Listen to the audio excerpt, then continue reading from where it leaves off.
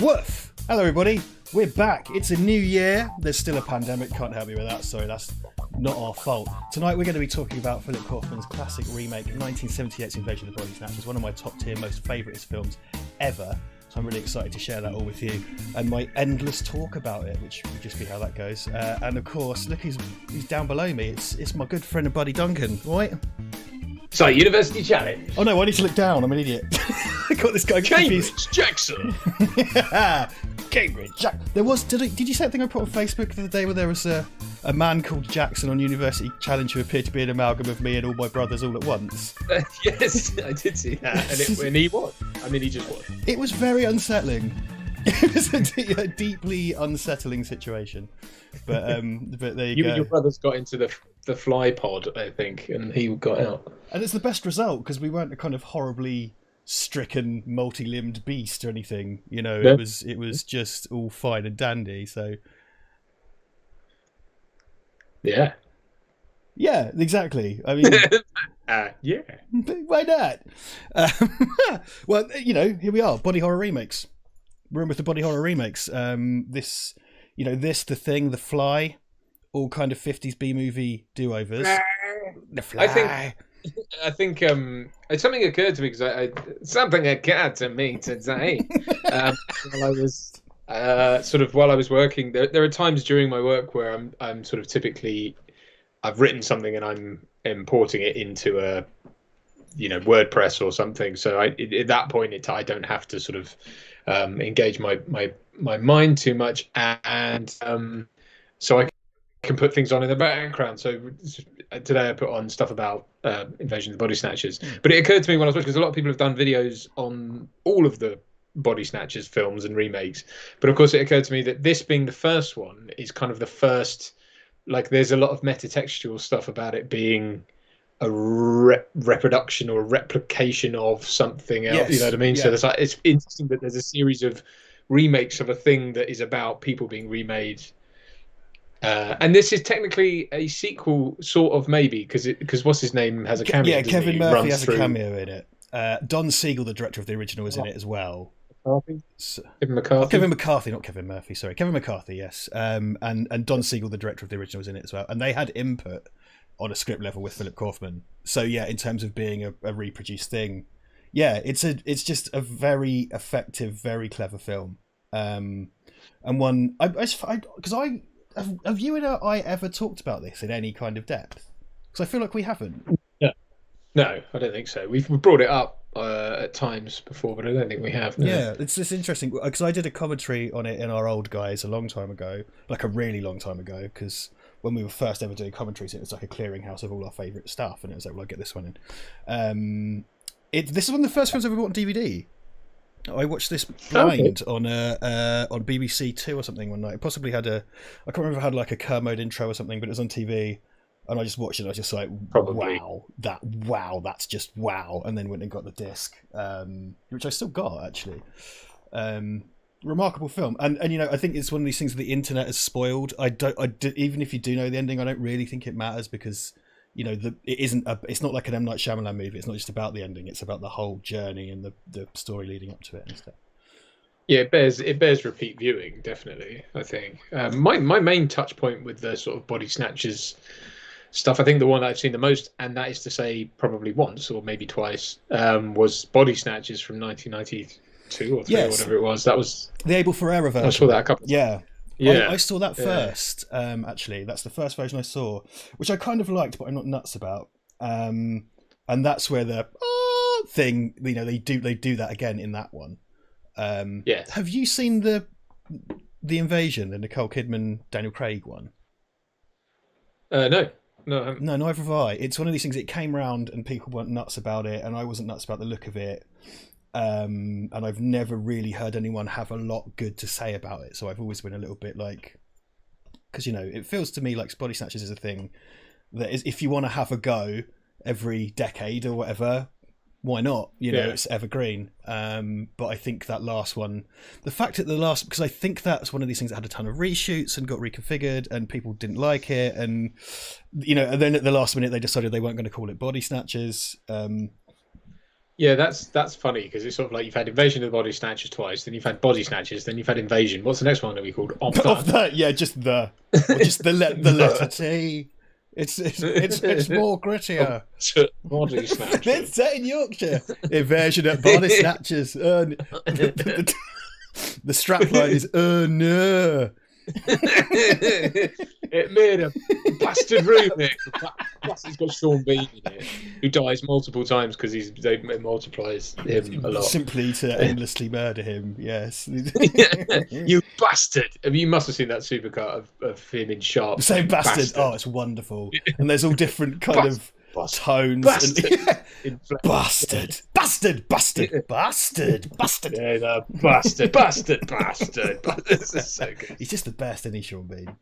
He's just... Oh yeah, that Yorkshire tea advert that he's done is so incredibly wonderful because it even has great visual storytelling choices. Because it opens on that really drab industrial park somewhere with a crow on on a sign, and it's just overcast and grey, and he's in some horrible boardroom just pointing at a graph, the thing that just goes up, and he's like, "Do it for Yorkshire!" and he's just yelling at this room full of executives. No, it's excellent use of the Bean. They put him in I don't know if you probably don't know this, the current iteration of the Hitman games do these kind of things called elusive targets, where they drop in a target for you to kill that week, because it's not multiplayer but it is online.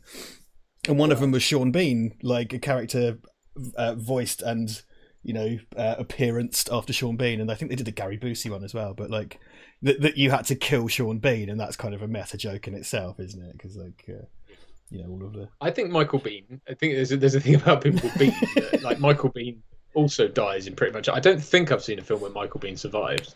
No, I mean, because he's done... I suppose Aliens he does, but... So much for that, yeah. The Navy SEALs I haven't seen in a very long time. But yeah, not the kind of big stuff he did. Not the Mr. Big stuff he did. So... Who do you think you are? I'm Michael Bean. If Steve Coogan as Michael Bean, why the fuck not? Why the fuck not? So I'm quite excited about tonight. Actually, it's just a film I've a lot to say about at great length. We probably should. Sorry, I've completely neglected the fucking chat. Let's get in there, shall we? And see how we go, because we have been on hiatus. So if you notice, guys, in the window in which you're looking, I've changed the style of the stream. I've ripped all the guts out of it from the back end and just restarted, and I think it's a lot slicker. So I hope you're enjoying that. Let's see who we got in, because we got all our friends. I see I am Snorlax, Carl Goddard, Mr. HEC, Worms T17, Dan Lars, of course, Ryan Ricardo, Andrew K, Michael Garside, Philip the Casey, hello sir, Petter Danielson, of course, the very handsome Petter Danielson, who gave his saucy Christmas message to us. Otto Sump, TM2YC, that one always trips me up. We got Sam Duxbury, Ross Sanders, of course, Leonard Leone Films, Floyd Dillon, of course, Rob Myers, who's appearing on the channel soon, as Duncan will fill you in, I'm sure, Eric Granlands, The Vardon, Ed Mason, Asparagus Video, I think I'm catching everyone, John Doe. Hey guys, Bicolor Prawn, welcome back. I think we should have a little, should we have Duncan's plugging corner? Because you've got Duncan's plugging plug your corner. video, but then also plug your iOS app. Oh yes, of course. Right. So yes. Well, firstly, I was immensely privileged to have a chance to sit down and chat with Rob Myers, he's here. He's chatting with everyone in the chat. But we had a really great conversation over Skype in the end about his career and kind of some of the highlights and kind of his experience of working in Hollywood on literally the biggest films going. So that is going to go out on Monday for Gen Pop, as we like to call it, and it's going to go up for Patreons at the weekend, probably on Saturday.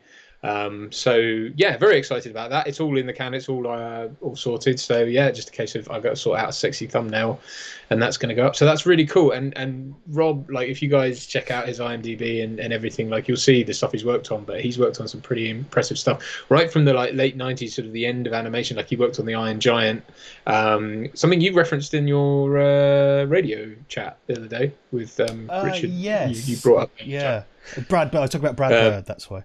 Brad Bird. And all the way up to, like, Avengers Endgame, and he was responsible for that opening shot of Age of Ultron, with the money shot with them all jumping and stuff. So lots of very cool stuff. I know. So lots of really great stuff. And we chatted about kind of his advice for people looking to get into that side of the industry as well. So I know we have a lot of people who come to the channel who are kind of interested in the industry in all sorts of aspects, including all that sort of post-production and behind the camera stuff. So definitely check that out when it drops. I know it's a big plug, but I think it's gonna be cool. I mean, I'm hoping that you guys check it out and enjoy it, because I think it'll be cool. Yeah, it's gonna be good. So, yeah. It's gonna be good. Good lighting, Rob, by the way. It's a very handsome looking video as well. Give the world Erica news. I hit fist on desk for emphasis. Erica news. The game that would not die. I think it was called Still Down. That is so Erica has been announced is dropping on iOS. It's actually dropped. It was announced that it was supposed to drop tomorrow, but I believe you can go to the App Store now and get it. It might be that they're doing promo from tomorrow, but anyway, yes, Erica has come to iOS devices. I don't believe there's an Android version yet, although I think that is in the offing. But you can try it for free. I'm not sure how much of it you can try for free. My wife and various people keep wanting to watch it with me, and I would rather eat a shoe. I'm one of those people. But I know. No, I just can't stand watching it. But we will do it for the channel. So if I can find an existential or external reason to do it, such as for the channel, then I can probably just about manage that. So yes, that's coming soon. So if you guys wanted to check it out but didn't have a PlayStation 4, then you can do so with your iOS device immediately. I don't suppose that's it. Any other multi-format news, because it'd do me a huge favour if it went on Steam, so I could play it. Though I'm still thinking about getting my bro's PS4, as I said. Yeah, I don't know. You would think that would be a good home for it. I hoped that, because I believe the original intent was for it to drop on iOS, Android, like a cross-platform thing, but I don't know how that's gone down, because obviously it's just, I guess it's up to sort of distribution deals and what have you. But you would think that the technology, if you can make it work for any, for an iOS device, then it should be able to work for everything else. I don't know, but I'll keep my ears to the ground. Certainly, as a project which I can't talk about, and I can't presumably say anything other than that I was cast in the lead in it, which is along a similar vein to Erica, that is destined for Steam but has been postponed for the foreseeable due to lockdown. That's an exciting thing. I'm excited for that as someone who's going to get to play it, and that's all I may say. Yes, I won't. I mean, I've not been sworn to secrecy really over it, but I and knowing the director, he'll probably tell you all about it anyway. But it's very exciting. I'm very excited. I think it's the safe thing to do, isn't it? Is to just keep stum and Yeah. yeah, we'll keep. We did have a quick super chat from Omar for you. Omar drops £2. Hey man, what are your thoughts about the Tanya Roberts debacle? The sad tale of Tanya Roberts. I don't know the ins and outs. I gather she was declared dead and then not dead, but in some sort of vegetative state. Is that right? I believe what happened was she was in hospital, and I believe her partner said she's dead, and she wasn't dead. So the news kind of went she's dead, and then the news got the news that she wasn't dead, and the news went, oh, don't worry, she's not dead, and they were really relieved. And then it was like, no, hold on a minute, she said she's going to be dead, and then she passed away. So it was this thing, people just took the she's not dead to be like she's fine, when in actual fact she was in a bad way, and it was just kind of premature. Yeah. So, what a shame. Well, she was, obviously, I think not that old. I didn't think, right? Yeah, I think she was like 70 or in her 60s or something. I don't think she was tremendously old. Yeah. So very sad, but bless them. But yeah, I mean that's probably almost worse, isn't it? That she's declared dead prematurely, and then she have to relive it again. Well, that's it. Yeah, this whole thing just gets dragged out again. So. Yes. Well, in lighter news, a wild Cordry effects has appeared in the chat. Hey. How you doing, man? A wild Cordry effects. So that's I'm referencing Pokemon, a game that I'd never even played. But it's just a funny thing. I think it's funny. I'm just gonna put a quick noise suppression filter on Duncan. That's not like a rude way of saying I'm making him shut up. So I'm always fighting against rubbish Skype connections because you have a lovely mic and setup. We have the same one actually.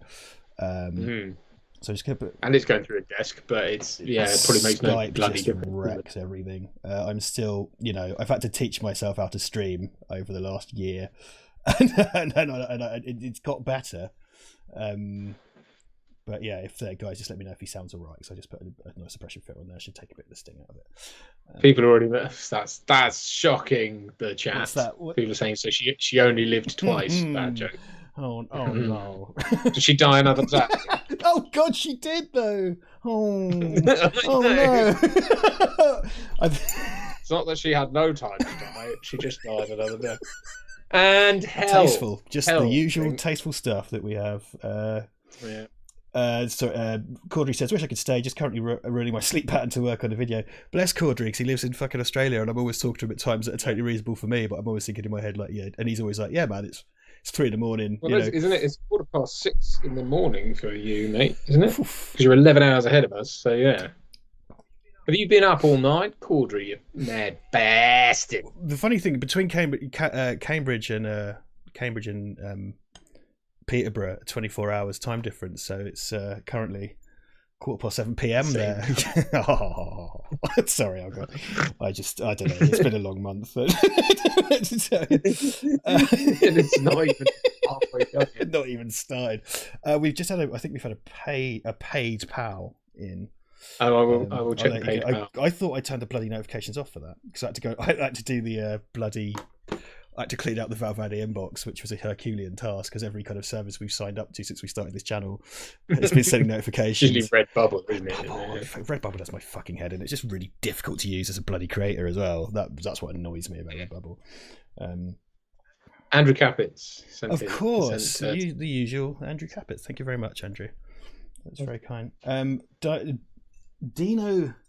Dino Barletta.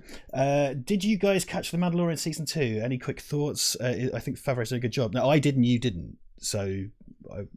That's right. Yeah. No, I had Disney Plus, but we ditched it because we watched all of the Marvels and the Star Wars, and that was it. So, but I wanted to see that, but I haven't seen it. I enjoyed it very much. I got a free trial voucher from my Xbox One thing, so I waited a month till it was done, and then it was like, haha, my trial will cover the whole season now, and did that, and it was good. I liked it a lot. It's telling kind of simple stories well in a kind of Western way, and as in cowboy Western way, and samurai film way, Eastern way, I suppose.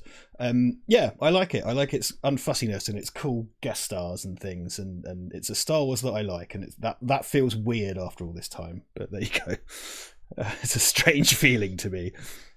I think it's good. I think I suppose the thing that it proves more than anything else is that you can make Star Wars that isn't all about Jedi and the dark side and all that stuff. It's like it shows that the universe is self-sustaining if you tell the right story. Yeah, I mean they've gone in with a frightening amount of new stuff. Did you see that announcement for the new Star Wars things? Because yeah, I did. It was basically like Jon Favreau's retirement plan. Like, yes. Why Dave Filoni never has to work again after this year? Yeah. Oh yeah. So Vote Saxon is in. Hey. A newly blooded risky quiznesser. Looking forward to WandaVision tomorrow. Now WandaVision does start tomorrow, and that's the Scarlet Witch Vision show, which I don't know if you've seen the stuff for, but it's like this warped sitcom thing. It looks really, really interesting. Yeah, I saw pictures for it basically, but I mean, if I don't know what that means, it's a bit weird. It's one of those like, well, that looks great for 5 minutes, but what? Yeah, you're gonna make a whole series out of that? Because it's a very, very interesting premise and a very, very interesting visual style, and it's traversing the same format over decades, right? And so me and Ivan are down. Me and my life partner Ivan, we're down for that. And it was like, but he was like, "That's really cool, but that better not be the first 10 minutes of the first episode." Because I wouldn't put it past them, but they pinned their entire marketing effort on that. So it's quite mysterious, and because I think the Falcon and Winter Soldier show I'm kind of down for as well, but that is like superhero spy adventure. I'm not surprised by the format, and that's fine as well. But WandaVision seems to be doing something kind of wacky, and I'm into that. Yeah, man. I mean, they do seem to take risk. I know they're in a place, I guess, when they can, but I'm all down for that, and it shows as well. Like the more risks they take. I mean, I think Thor was probably the first risk they took with that stuff, and then I would argue Guardians was probably the next one, and then after that it was just like yeah. We try the Avengers, we try this, we try that, and now it's like this is great if they're going to use this sort of TV format to push it. Whereas and frankly, it's like what have Warner Brothers got? The Snyder Cut's coming to HBO Max. It's like great. Yeah. What? Cool. Well, risk. Yeah, cool. Like, fine. Which is a shame because, as we've said a million times, like I prefer those characters. It's just they're not doing anything interesting with them. So yeah, well, I was more of a I was never a DC or a Marvel person, but when I went into American stuff, I wanted to read Batman and Superman, and those are the ones I was more knowledgeable about. But because of the way the films I've learned so much about the Marvel universe. Because I've ingested all this stuff over the past 10 years. I do kind of think though I'm a little bit. I'm at this point now where I'm like, I don't really care what movies you bring out next. There's all this cool TV stuff, but it's sort of like it's the whole thing of like. So I guess we got another 10 years of build up to the next thing or something. And hey, I love being proven wrong on these things. I love when I'm wrong about something that I'm sort of being numb and cynical about. So. Come at me, please. Show me, make me. Dude, I'm so. I think it's the thing as you get older as well. You kind of get to the point where I've got nothing to prove over a bloody movie franchise. I mean, I have my, and that's another thing you sort of realize is this like it's like Bond films and stuff for me. It's like, well, I'm looking forward to seeing what they do next, and if it's no good or I don't like it, that's fine. I've got my thing, and it's the same with this stuff. Like, I enjoyed all of the ones I saw. That's fine. I think as well, you just get to the point as well. It's just like there's more to life than fucking. Well, I think I staked my whole internet personality on being shouty angry guy because I've talked about this before. That was the done thing on the internet for the longest time. And even to be fair, when I was like, the thing is, it's not like I didn't mean that. Like when I was younger, I used to sit around and get all angry about whatever, and like sit around in someone's garage smoking fucking hash and drinking some cheap vodka and being like, oh look, he's shouting about some. Life's too short for that. Like when you're 19, fine.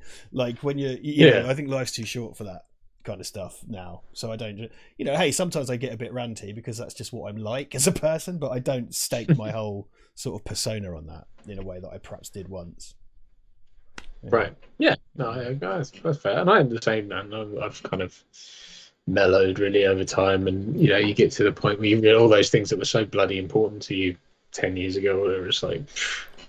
Plus, I'm a dad now, so I guess I can't. I do have something to declare to you, actually, that I think you're probably going to be quite pleased with. I actually quite like wearing a watch now, and especially now it's got a metal strap. Hey. One of my friends said to me, like, he watched something I put online. He's like, "You're wearing a watch? You hate wearing watches?" And I was like, "Yeah, I know, but I kind of like it now." It is a fitness thing, but I sort of like, hey, it's quite good right there, and I have to get my phone out. Yeah, you know. So there you go. I want you to be like a sort of, well, you're already a proud father, but a proud father of a man slightly older than you would be the ideal, the ideal situation. Everybody. Yeah, man. No, good. I mean, I saw a guy posted in one of of course, in a few watch groups on Facebook, and some guy posted about how his dad's life was saved because he went to meet him for a biking, like going biking around, like, I don't know where it was, up in the mountains, and his dad had fallen like off a mountain, and his watch detected, his Apple Watch or whatever, detected that he'd fallen and just called 911 or whatever, and he got like rescued. Yeah, so by the time he got there, his dad wasn't there, and then it alerted him again when his dad got to the hospital, and then like where his dad was and that he was receiving treatment and stuff. It's pretty cool. Like, it's pretty nuts. Yeah, I mean, I love this thing. Like, my little bro gave it to me. I never would have bought one, but it's really helped me keep on top of running and keeping fit and shit, and it monitors my sleep and stuff. I'm not gonna fucking post a link and get a kickback or anything, but it's fucking cool. And I got the metal strap. I had like a shitty kind of just stretchy strap. I put the metal strap on it, and I was kind of like, it kind of goes with my shirt. I like that. It's good. It's nice. Yeah, I know. You get, dude. It's a slippery slope though, as TGV would tell you. It's like I come like that, and now I get to the point where I'm like, oh, I think I need a watch with a blue dial, or with, right, or with like, I need a chronograph because that's easier than to time things and shit like that. I bought some, inspired by your wife actually. I got some back of door shoe racks. And I now have. they're lethal. Well, yeah, I've found, quite embarrassingly, when I first sort of used your downstairs loo, I've like knocked 7 pairs off and just stood there going like, oh my god, like trying to put them back. As long as you don't close doors in anger, you'll be all right. Yes. I think with ours as well, like because you're supposed to secure the bottom of it to the door, so which we didn't, so it flaps open and lets all shoes go everywhere. Right. No, mine's all right. I'm currently looking at my Nike Vandal Terminators, my Nike Urbron white high tops, my Adidas Court white high tops, my Adidas Court Profi white high tops, my Converse Classic leather white high tops, and my new Converse Oxford white high tops. So yeah, that's my trainer ponts, but I've got a nice little rack. Your drug of choice, man. Really, I mean, mine's watches. I bought a car last week, so I'm skint, which is stupid in tax month, but there we are. I thought I needed a car, which as it turns out I didn't. Not as immediately anyway, but I like it, so I'm keeping it. It's a car. You have a super chat from Petter Danielson. I imagine you should Petter Danielson. You should read that out because I'm going to mispronounce that, I think. Duncan. I got Tom Ford Oud, that's how you pronounce it, for Christmas. Holy sexiness, Batman. Yes. Yes, that's a there you go. I've got some of that. There you go. That's what Tom Ford Smelling with Duncan. Like. It is, yeah. No, it's very nice. It's that is a very classy scent you've got there, Petter, and I would say it's kind of that and Grey Vassava. Those were kind of my gateway drugs for Tom Ford. Now I have far too many of them littered about the place. Right. But yeah, that's very nice, very good, very nice indeed. Oh. Yeah. Might I also recommend Tobacco Vanille? That sounds like the back of the knee. Back of knee sweat that we've harvested. Mm. Yeah, can you imagine? Hi, I'm Tom Ford. Welcome to.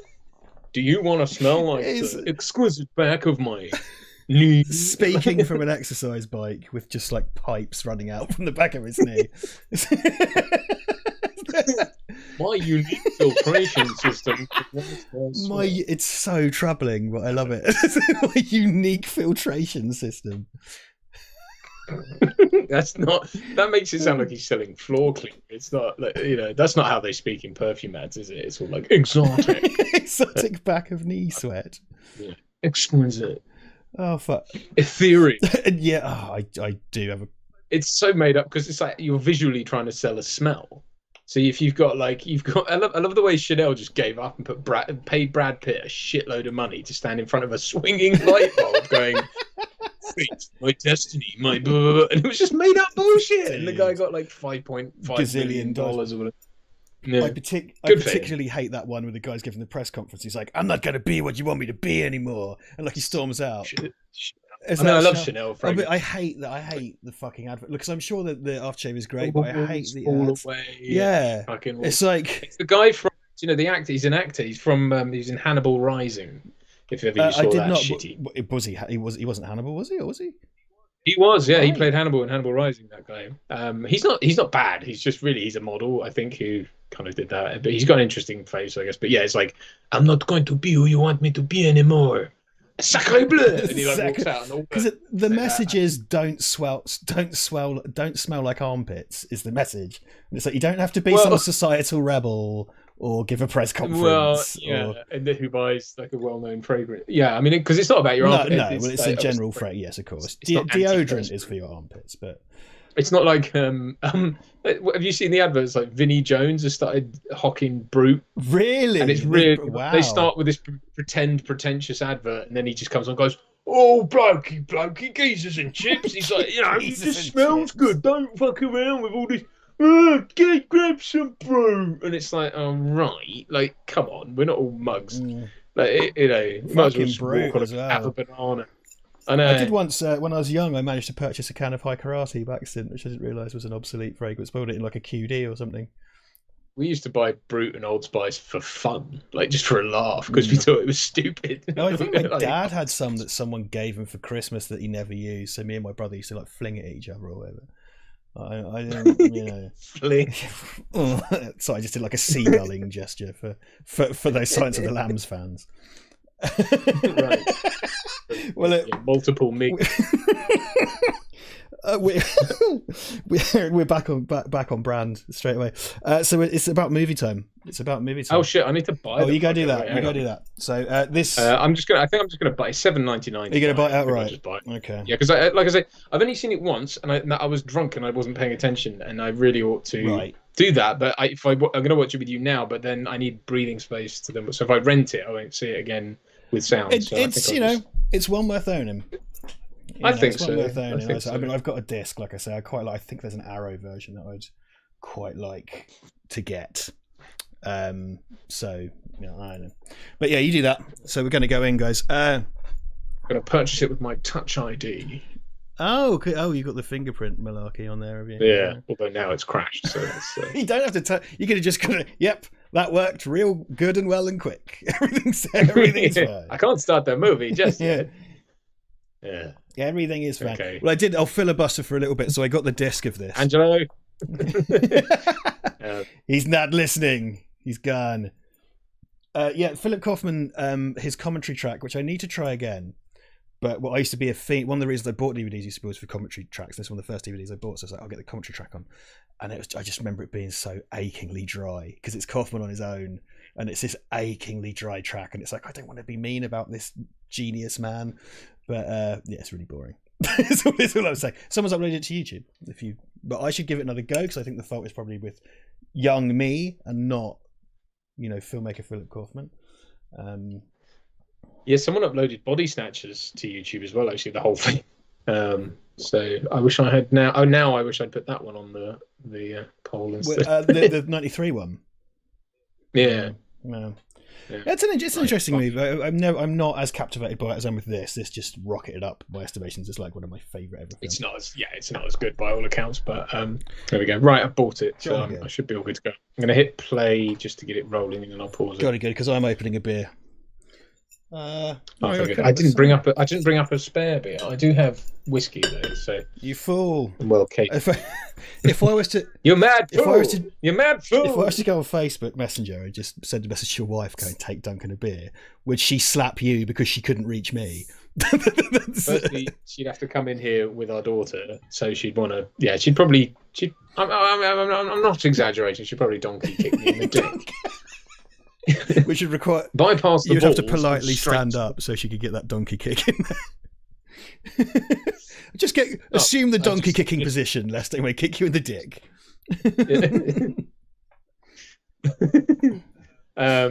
So I'll either disappear off and get it, or settle for whiskey. Yes, that could be a sight worse, couldn't it? Could be a sight worse. This is like my Friday night, though. Yeah, I kind of treat that. I got a little. I sometimes. I think a couple of Thursday nights during the break, I got pissed because it was like, well, I normally drink on a Thursday night with Duncan, so you know. Right, let me get my body snatcher up. Where's my body snatcher? There it is. There's my body snatcher. Right, tell me when you're ready, and we'll. Well, I believe I'm ready. I'm just gonna hit play just in case it has to like load or. Oh yes, here you go. Right. I'm back to the. Both my wife and I do that now. By the Brilliant, excellent. I am the space spore with my stupid fucking idioms. Okay. All right, we should be good. Right, count me in, and I'll whack the go button. Okay. Who's in? Well, Jeff Goldblum's in this film. So okay. 5, 4, 3, 2, 1. Play. There he goes. Jeff's got it. This is quite a sedate Jeff because it's before Jeff became truly Jeff. The mega Jeff. Great cast though, man. Veronica Cartwright. Obviously, the great Leonard Nimoy. Donald Sutherland. You know, yes, Donald Sutherland. The reverse Donald Sutherland. Veronica Cartwright.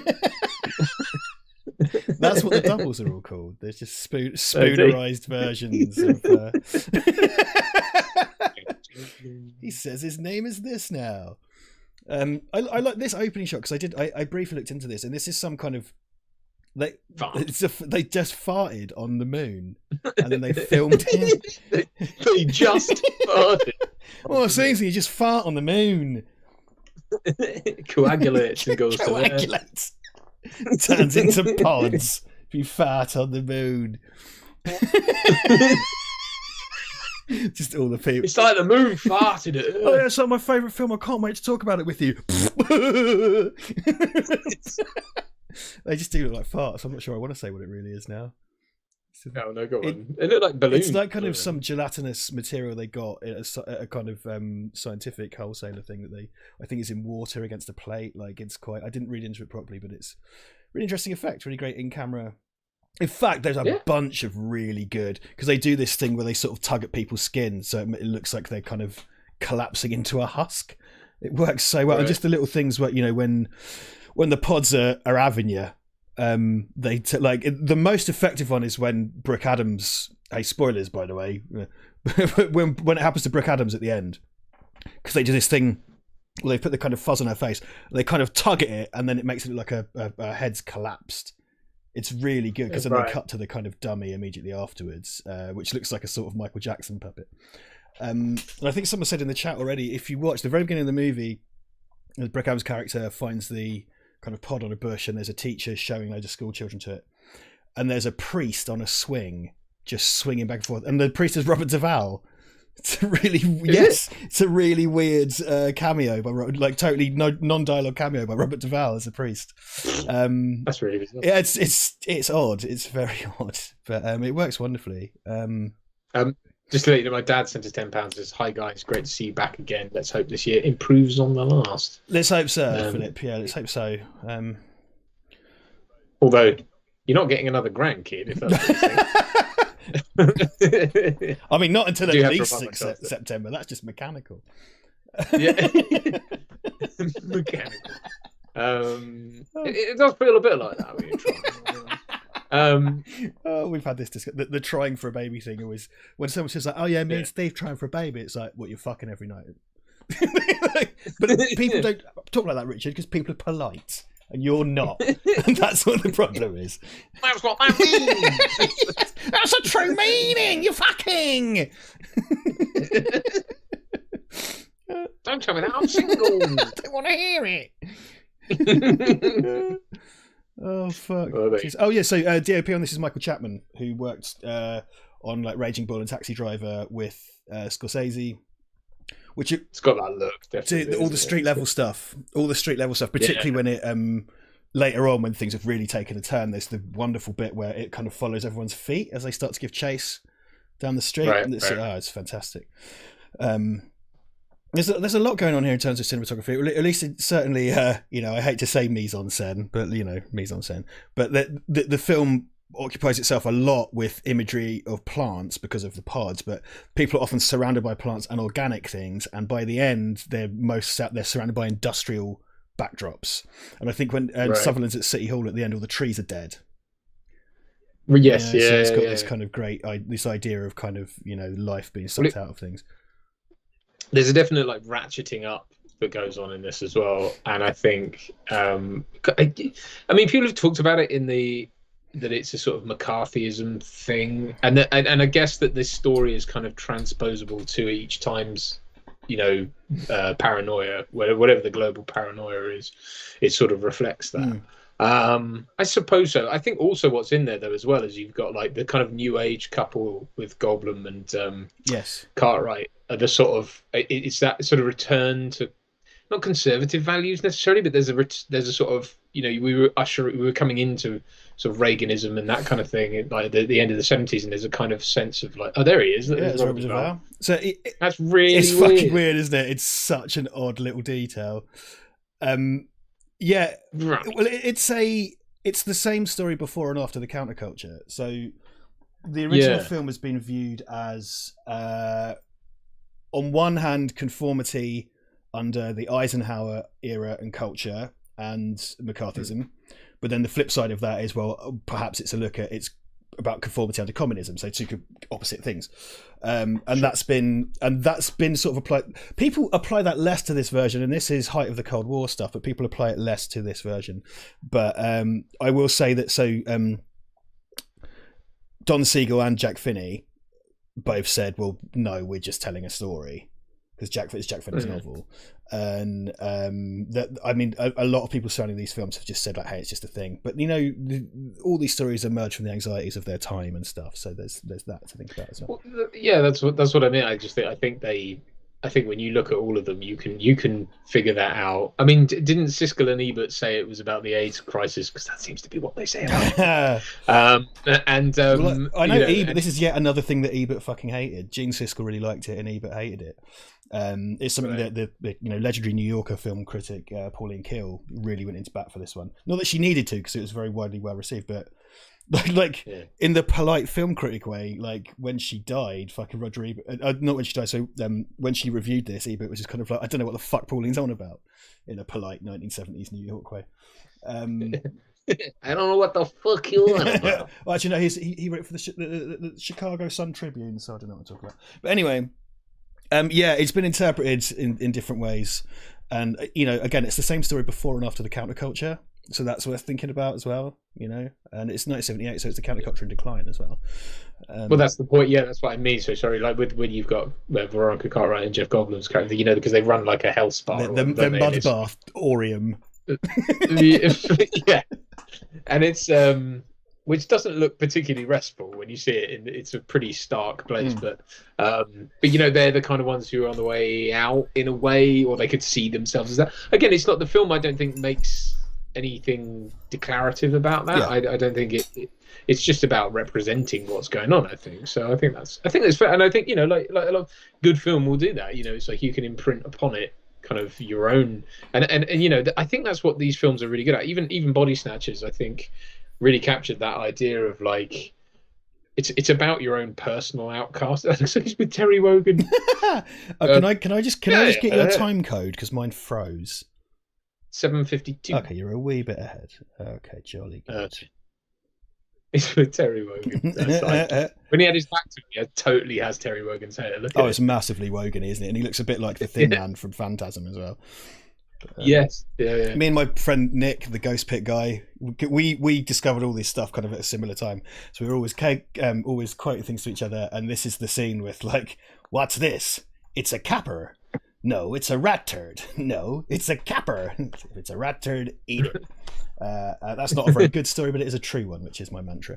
But we used to just sit, because we worked in the kitchen, and we'd just pick up little things and say, "What's this? It's a caper. It's a rat turd." It was very, very funny. It wasn't. It's a rat turd. It's a rat turd. He did. So one of the reasons they took him, they wanted something for this, is because they'd enjoyed his performance in Don't Look Now. You seen Don't Look Now? Right. No, I couldn't really claim to. I've seen bits of it. Well, the important detail is that he doesn't have naturally curly hair, but he had his hair curled in Don't Look Now. And one of the reasons that they took him because of the back of Don't Look Now, but they wanted him to look like he did in Don't Look Now, so they had to use like curlers on his hair every day. It's like, did you hire the haircut? Like, what's wrong with you fuckers? Yeah, and it's like, if that's all it takes to get hired as a lead in a major motion picture, like, what the fuck?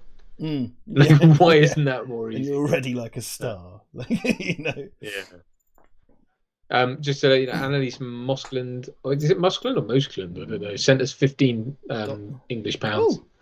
And said, "Hi guys, can't stay, but looking forward to watching tomorrow. Great news! After 4 months away from my husband and thousands of dollars in visa fees, I finally made it to the UK. Oh, so she's one here. of us. Hence why One we got of us. Seriously, Welcome. can't thank you enough for the weekly laughs. They genuinely kept us close to sane. I hope you had a restful break, and little Dunkette had a great first Christmas. Yes, thank you very much. That's really great, and welcome. And I'm so glad you're with your hubby. That's really cool. That's awesome. Yeah, good news. Yeah. Barrel. Barrel to you. Greeting. That restaurant. No one else. So the restaurant. I mean, everyone says in the UK, just go around. Yeah, it's totally fine. That. Well, her betrothed said it on that little video he did for us at Christmas. So, right. And he had a little plastic barrel and everything. That was very good. I would say I can't remember. I think this came up. So we were on Duncan and I did a podcast for somebody else earlier today, which you can see we tweeted about. And I ended up donating to charity because I kept saying rude words. This came up that we talked about it because both the guys had seen it, and it came up but I think when we were off air this came up. And the thing about this film is, like, before the first frame has even rolled, they've lost. Like, they've already lost. It's this horrendously bleak thing. And I think what I said to you yesterday was, like, this film is all about things that happen out the corner of your eye. And you have a societal decay occurs in this film. It's across 2 hours, but very gradually and slowly. And at first, it's a bunch of people sneaking around, and by the end, they're just loading bus loads of pods to send off around the country. It's this really sort of stark thing, and it begins like even in the restaurant scene. Matthew gets his car smashed up, and the sense of being schemed against and observed is even in that scene because the chefs all look at each other and sneak off, and they're not pods, they're going to wreck his car because he's found a rat turd, so people are already scheming against each other regardless. Well, I suppose it already sets up the moral quandary of, like, are we really good enough to not be assimilated like this? Because look at what we do to each other out of not conformity, but like look at what we do to each other when we get together and mob against someone. You know what I mean? Like, I guess that's and the pods are all the way. Oh, by the way, also she kind of accidentally essentially kills her husband because she puts the flower next to his bed, his side, and he goes to sleep. But yeah, exactly. Like, and something the pods say, it's something Leonard Nimoy's character is like, well, look, there's no more war, there's no more conflict, there's no more division. But the classic thing of that, there's no hate, but there's no love either. Edward Mason, James Mason sent us 3 threepence, and excuse me, says good to see you back, guys. Currently watching with a glass of bitter and a pipe of Pringles. Yes. When I did there you go. Yeah, so we did the podcast today with Spanners, Reedy, who does I did the radio show with the other week, and Duncan's probably going to be doing that soon as well. And when we posted that video up, all the comments were Partridge shit, like all of them. they were all Partridge references, and I just felt this swell of pride when I read that comment section. It's wonderful. Nice. Yeah. But yes. By the way, I really like. It's a much maligned thing, but it's coming back. But I fucking love the 70s aesthetic. I'm all about it. I don't like have any of it around me. I don't like dress like that or own any of that shit. But I love that 70s aesthetic. All those kind of like, because it is really gaudy and brown. Yeah, kind of brown woods, earth tones, and like those kind of glass cube walls and shit, and horrible flower prints and everything. I think it's awesome. It's fucking rad, and I love it. Fair enough. I think flares are sort of, it's a bit weird. Like, I think you're old when you've lived long enough to see things go in and out of fashion. Like we were out walking the dog the other day, and there were two girls in front of us of teenage, and one had like flares on, and we were like, "There it is." Because it had a '90s revival, right? We talked about this before. The '70s revival in the '90s was just for a few years, and then the '80s come back in the early 2000s and never fucked off again. So it seemed to follow a kind of linear. It's funny because the 50s, 60s, 70s all came back for a period, but the 80s the one that got this kind of stranglehold on people. Yeah, it's usually stuff that's sort of 30 years hence, isn't it? I mean, that tends to be the kind of, we tend to reference it because it's like the 90s was, well, no, the 80s was about the 50s, wasn't it? That was usually what. That's what, which is that's what Joe Dante was doing, and who directed Back to the Future again? Brad will kill me. Robert Zemeckis. Zemeckis, thank you. Yeah, all those guys were doing, the whole Amblin thing. Even Spielberg was, Jaws is a B movie. E.T. is a kind of B movie. Like they're all doing that. Yeah. That kind of nostalgia. Also, like when she's walking to work there's just incidentally people running in the other direction, and they're people of all walks of life. And it's like, what is that? What's going on? Like, that's what I mean. It's things like the corner of your eye, because she's worried about being late for work and she doesn't notice it, but we do. And it's something Shaun of the Dead did very well. That kind of piecemeal representation of a kind of society collapsing. Well, the thing that I bang on about all the time is people, characters being shown in dark or in shadow and stepping into light and that kind of thing, and how it is a representation of their awareness, or them coming into the awareness of the audience. The sort of being brought into the dramatic irony of the scene. And it's like earlier on, you had both her and Sutherland, I think, talking to each other on the phone, and very much in dark. Firstly, that's foreboding because you don't know what's in the room around them, so that's quite a scary thing. Things can come out of the shadows at them. But you've also got her like going upstairs, and there's a big shadow on the wall, which is obviously, that's her. Yeah. That's representative of being, that's your kind of, what would you call it, avatar or whatever. And then, switching off lights as she goes, and it's a kind of sort of almost deliberate, not ignorance, but, a deliberate blinding to things. I don't know. No, you're absolutely right. Chapman spoke about this as, he wanted to light it as a noir. And one of this is very much done as a noir, and Don Siegel directed the original one as a noir to its degree. And a kind of thing that's not often talked about in noir films is, people like the trope of the detective, but in actual fact, in a lot of noir films, the investigative person is a bureaucrat or a kind of so like Double Indemnity is an insurance adjuster. Matthew in this is a health inspector. He still wears the overcoat and stuff, but he's a kind of 70s noir detective. Right. And Chapman approached it like that. So there's tons of chiaroscuro lighting, like there are loads of kind of distorted shadows and things. The use of light to determine people's intentions and their knowledge. You're bang on the money. It's absolutely correct. Okay, good. There you go. Didn't know film degree for me. Film degree. No, but I think these are all things that I as well. It's. I think they're important to know if you watch a movie and you enjoy it and you want to know why, because there's so many times you watch a film and it speaks to you, and these things aren't necessarily designed to be picked apart. I think if they're designed to have an effect on you one way or another. But it's I think these things are fine to know, and if you don't want to know, don't know. Yeah, no, go absolutely. away. I mean, that's it's all good. You have a question in Los Super chats from Mark Flanagan. I can read it to you if you would like. It's directed at you. Yeah, no, I've got it. Well, you can read it if you want. No, go on. You found it. Go for it. Okay. Duncan, how would you describe Sutherland as an actor? He's certainly unique looking and can be forceful, and he has a 70s vibe, a mellow quality. Yeah, man. I mean, Donald Sutherland, I think, is, he's obviously still going today. We watched The Undoing with Nicole Kidman and Hugh Grant.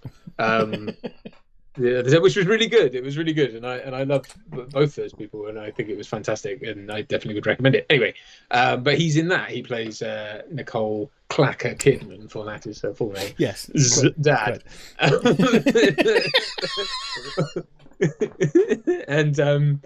and he was great in that as well. He had some really, really great scenes in it, and he's still like he's still like sharp as a tack, like he's still got it, man. So he's no, he's fabulous, and I think he's jowly though he may be, and he certainly passed that on to his son. But I think they're both he and Kiefer are wonderful actors. If you've ever seen Kiefer Sutherland's poor, unfortunate twin sisters picture, which you can find if you. I did. I had no idea he was a twin. Kiefer Sutherland with long hair, basically, is what she looks like. Okay. Yeah. But yes, no, he has a twin sister who is not an actress and not involved in the movie industry in any way. But no, Donald Sutherland is definitely one of those actors who I think should be talked about more in the same breath as people like Dustin Hoffman and De Niro and all those people who came out of that 70s film movement. I think he's not principally because he was mainly known at the time for MASH, which was a TV show. But I think that's unfair because I do think he had a lot. He was in the movie MASH though, wasn't he? He wasn't in the TV show.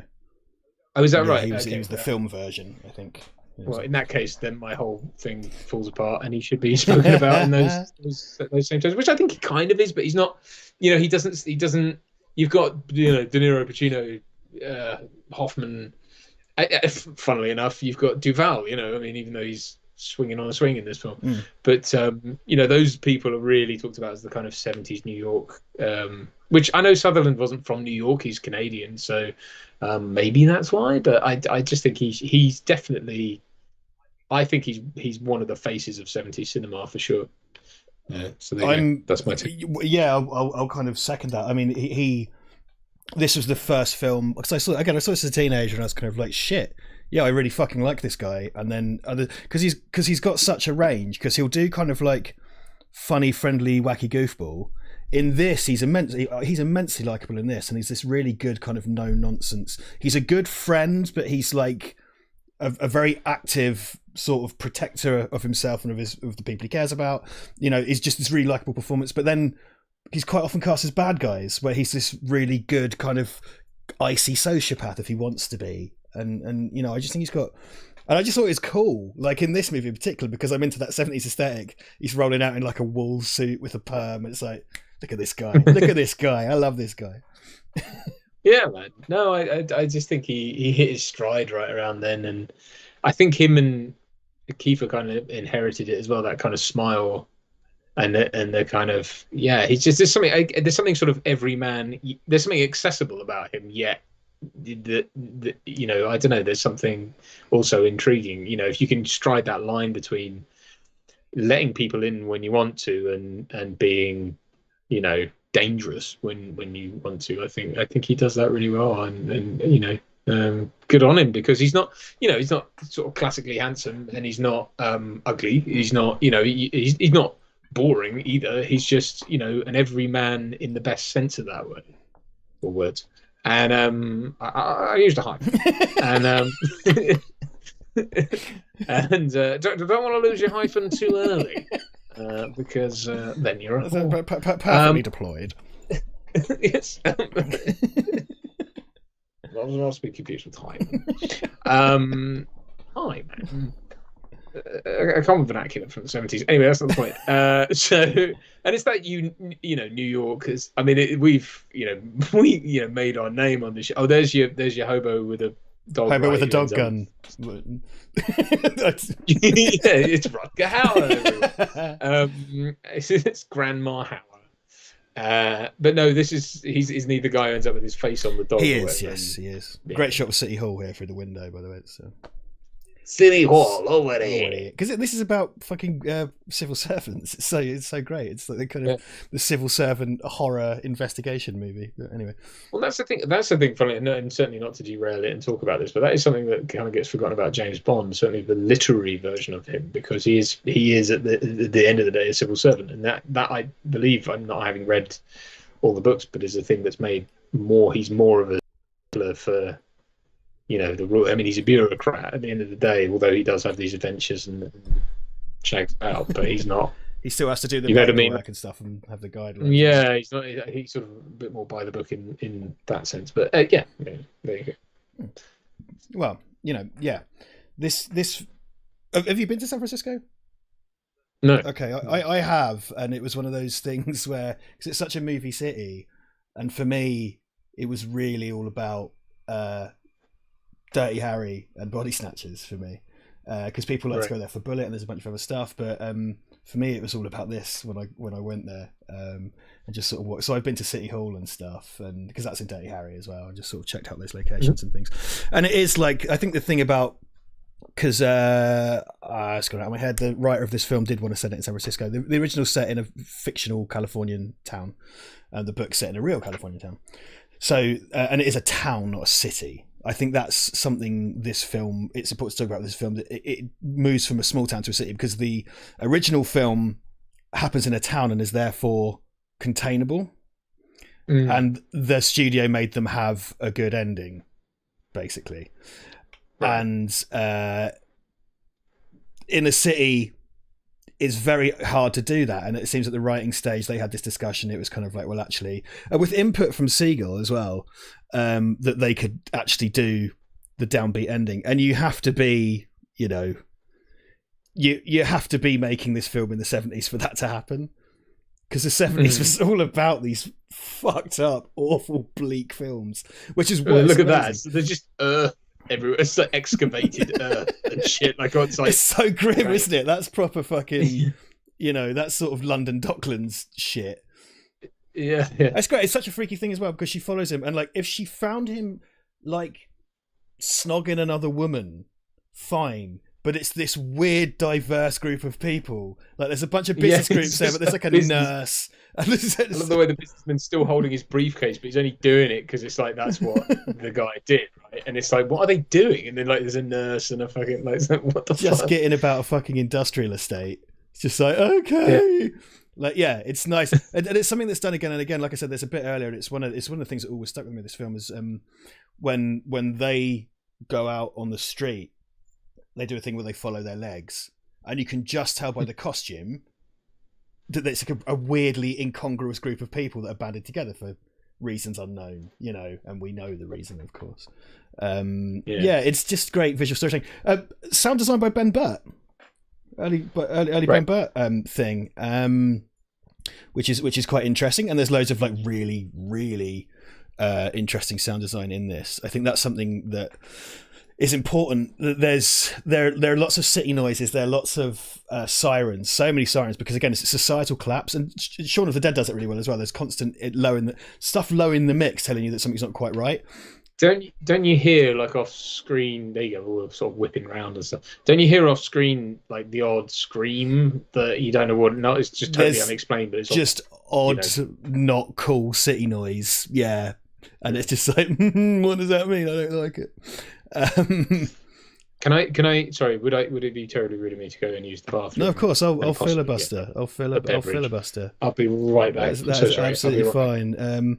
Thank you. So now he's gone. Isn't this the cameo? It is. Yeah, maybe stay for this, but stay for Kevin McCarthy, because it was Kevin McCarthy and Don Siegel who were all about getting the bleak ending on it.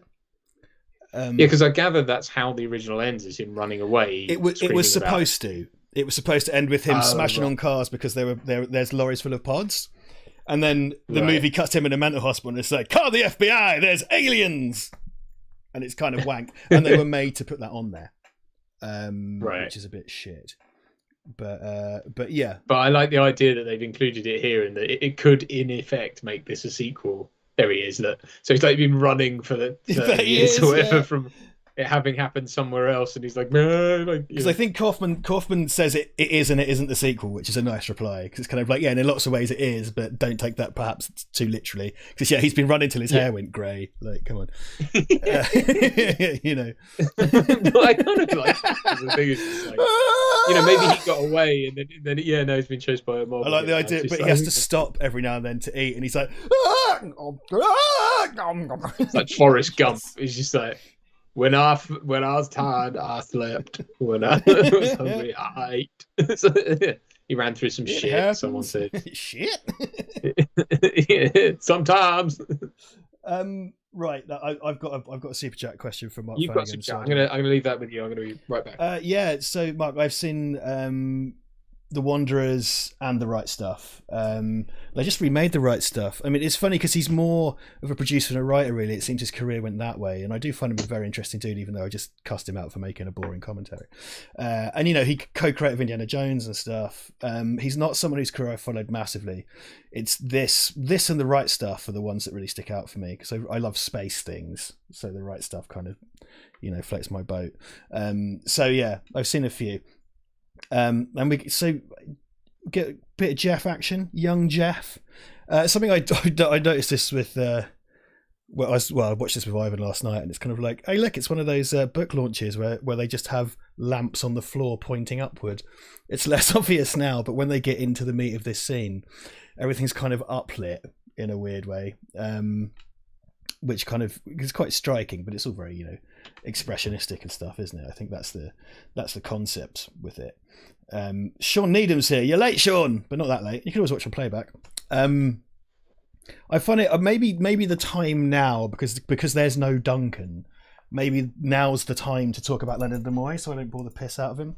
You know, he was putting this off the back of being like typecast as Spock, and it's really getting on his wick. And he had a book called I Am Not Spock, but then he had a book called I Am Spock, and he shows like a lot of range in this. I mean, he was mainly, you know, had a big, quite distinguished TV career, obviously, doing different roles, but you know, there's those Spockisms in there because they're part of him.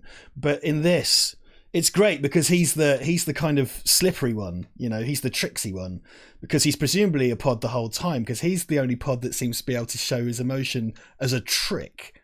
Because like 100% when he goes to the mud bath, he fucking feeds the Jeff Goldblum clone to the binman.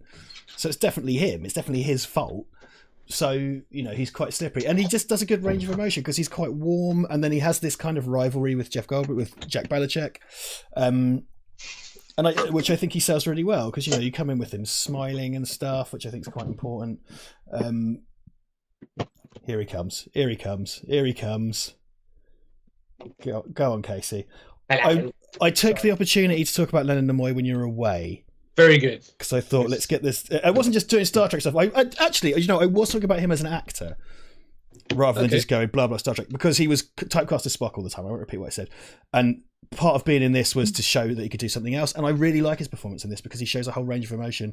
And as I was saying, he seems to be the only pod that's capable of sort of simulating emotion for a trick, because he kind of tricks them, you know. Yeah, because is it unclear as to when he's taken over? Having watched it last night, because of the way he behaves, it could be from the beginning, but it's definitely so. When what you can say for certain, when he comes to the mud bath, to the Belichick's mud bath, and there's the Jeff Goldblum copy, like he's the one that gets rid of it. Like he goes in the room alone, then he goes, "There's nothing here," and the window's open, and the garbage truck's there. So he did that, you know. So that you know, because he. It's only really when he turns up and tries to give them sedatives after they've popped that speed that he is a bit more blank. But it seems like it, because you see him getting in the car with Matthew and stuff and everything else. Also, I was saying that this book launch is lit entirely by powerful lamps on the floor. Yes. It's like, What are we saying with that? Said Donald Sutherland. Damn it, Chloe. Well, no. Damn it, Chloe. I can't do Donald Sutherland. He's got a kind of thing, suffering thugatash. Did you know he was the voice of Sylvester the Cat? My favourite thing not my favourite thing he ever did, but one of my favourite things he did purely out of silly nostalgia is the Lisa the Iconoclast episode of The Simpsons, where he's the music. And he's like, that's "You're great. a band, you and your children, your children and your children's children, for 1 month." So good. I botched it, but it is so good. Hey, but it's when there's because that and like come with the episode, but bloody Christ, and just at the right time, Rain Man. Can't remember his name. Dustin Hoffman as Mr. As the teacher, you know, with Lisa. You are Lisa Simpson. It's all gone. Yeah. Like, there's a really great, kind of really respected actor coming in, because what they ended up doing later, it'd be like, Multi award-winning actor Alex Baldwin. Yeah. I think it was the Mel Gibson one where it really jumped the shark, to be honest, with all that. But I know that used to piss me off, because like Homer lands in Alec Baldwin and Kim Basinger's bed, Yeah, and they're like propping up an old chair with 100 Oscars. Yeah. And it's just like, oh, that is so sycophantic and shit. Like when Hoffman did the kind of teacher one, it's really lovely. And of course, Sutherland is the museum curator. Yeah. And he does all that kind of comic shtick so well. Oh, totally. Now, if you'll excuse me, my microwave Johnny cakes are ready. Because he tries to cover up the Jebediah Springfield. It's actually Jebediah Sprungfeld or whatever. And he snatched the silver tongue, didn't he? He snatched the silver tongue, yeah. I saw the tongue wrathing everything I stood for. It's so good. Mr. HEC has pointed out something that I've just missed massively. Of course, the great Leonard Nimoy's Simpson cameos. And you didn't do anything, didn't I? Didn't I? Wherever cosmic forces call me. Because he goes, it's the Mr. Burns is an alien one, the X-Files one, basically, where you've got the cameo of them. But it's like that doesn't get talked about enough that it has Leonard Nimoy in it. And it's like, is at the end, there's like a hot dog stand and they're all selling, and he goes like, but he's like, wherever cosmic forces draw me near, or whatever. And the guy goes, you want onions with that? And he's like, or he goes, surprise me. Shots out his shoulder. Is it Treehouse of Horror? It's like, Mr. Nimoy, there's 2 minutes left. I left something in my car. No, it's that episode. It's that episode. It's the X-Files one. Because he's narrating it, isn't he? And he's just like, and then the guy the squeaky voice teen has to fill in for him to the end. It's like, keep watching the skis. The skis. It's like reading on the teleprompter. Your Nimoy is quite good, and it's setting off all kinds of little Christmas lights in my head of the sweet possibilities. I don't know. I did that. He just sort of, again, as I said to George Clooney, I only really know from the Simpsons references. Really, I mean, I never really watched Star Trek, but obviously I was very aware of Leonard Nimoy. Well, he's a very present actor. Yes, he's done many things. Very good one, and someone with a face who I wish had sort of gone in more in the sort of Charles Bronson direction, not in the sort of shitty action way, but I think he could have been a really compelling, action star, or at least a sort of, I think he had a lot more to give than I think he was given the opportunity for. He did, and I will say, like he was so wonderful in particularly in the Star Trek films. And even in the J.J. Abrams one. And when he's someone whose face changed completely. Like he aged, but he looked great. He aged into his face really well and stuff. And, and just looking at this, we've got bloody 3 Simpsons cameos, as part of the main cast here. Yeah, There's probably others that we're missing. I wouldn't be surprised if, if Kevin Murphy did it as well. But, yeah. Well, because they went through a period as well of not naming them and stuff, so it was just like, you had to guess the voice. Yeah. Until they started sort of playing their silly game. like the Michael Jackson episode that's not on Disney Plus. Really? Yep. Oh, is he actually? Oh, I thought he was an impersonator though. Who did that? No, that is him, but they pretended it wasn't for the longest time. Right. But it is him. Oh yeah, Leonard Nimoy directed 3 Men and a Baby, says Floyd Dillon, very true. And he directed Star Trek 4, which is also as a director, actually, because he has a wonderful lightness of touch as a director. Because Star Trek 4 is like the comedy one, and it's so nice. I mean, because to take that premise and essentially introduce another genre to it wholesale is so nice. And he handles all the comic moments, and it's so warm. And you can say that about 3 Men and a Baby as well. Not seen that in ages, actually, 3 Men and a Baby, but I should do. I mean, Omar Zambon gave us £10. He says, my mum told me to give you some more money. Thank you, Mrs. Zambon. That's lovely. That's so sweet. Thank you so much. Give those kids some more money. Hey, Omar, over there. So that's what yeah, you've imagined. I have actually spoken to Omar's mum, and I can confirm that she does not sound like that whatsoever. Oh, she doesn't? Oh, no, I'm afraid, oddly enough, she's not like this New Yorker. Yeah. She's not Jewish. So you 100% see that man's ballsack as he gets out of the bath. It's very, will he get the Robert Patrick treatment and have that nutsack removed digitally? Also, it looks like he's farting in the bath. It looks like he's farting. You see, because there's just the only bits bubbling is where his bum is. That does not do it. I'm sorry, just running your hands over someone's belly does not does not do. I mean, if that's what he's paying for. He's probably one of those people who has at home those old elastic band things that make you go, hey. It's like, I'm getting thinner. It's like, you're not. It's like those electric shock things. They do, I think, theoretically turn your muscle. Slapping his ass Like... now. Slap my ass. I gotta go back out there and drive my haulage truck.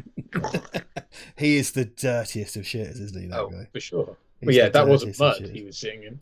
Oh, that was empty when he got in. Yeah. Oh, look at the skinny Jeff Goldblum. The skinny Goldblum. Yeah. I'll do a sort of a bet with you. We'll do a game. How old would you say Jeff Goldblum is here? I'm going to go find out. How old do you think he is here? 30. I think 30, because he looks young as fuck, doesn't he? Yeah. Oh, he's from Pittsburgh. I didn't know that. There you go.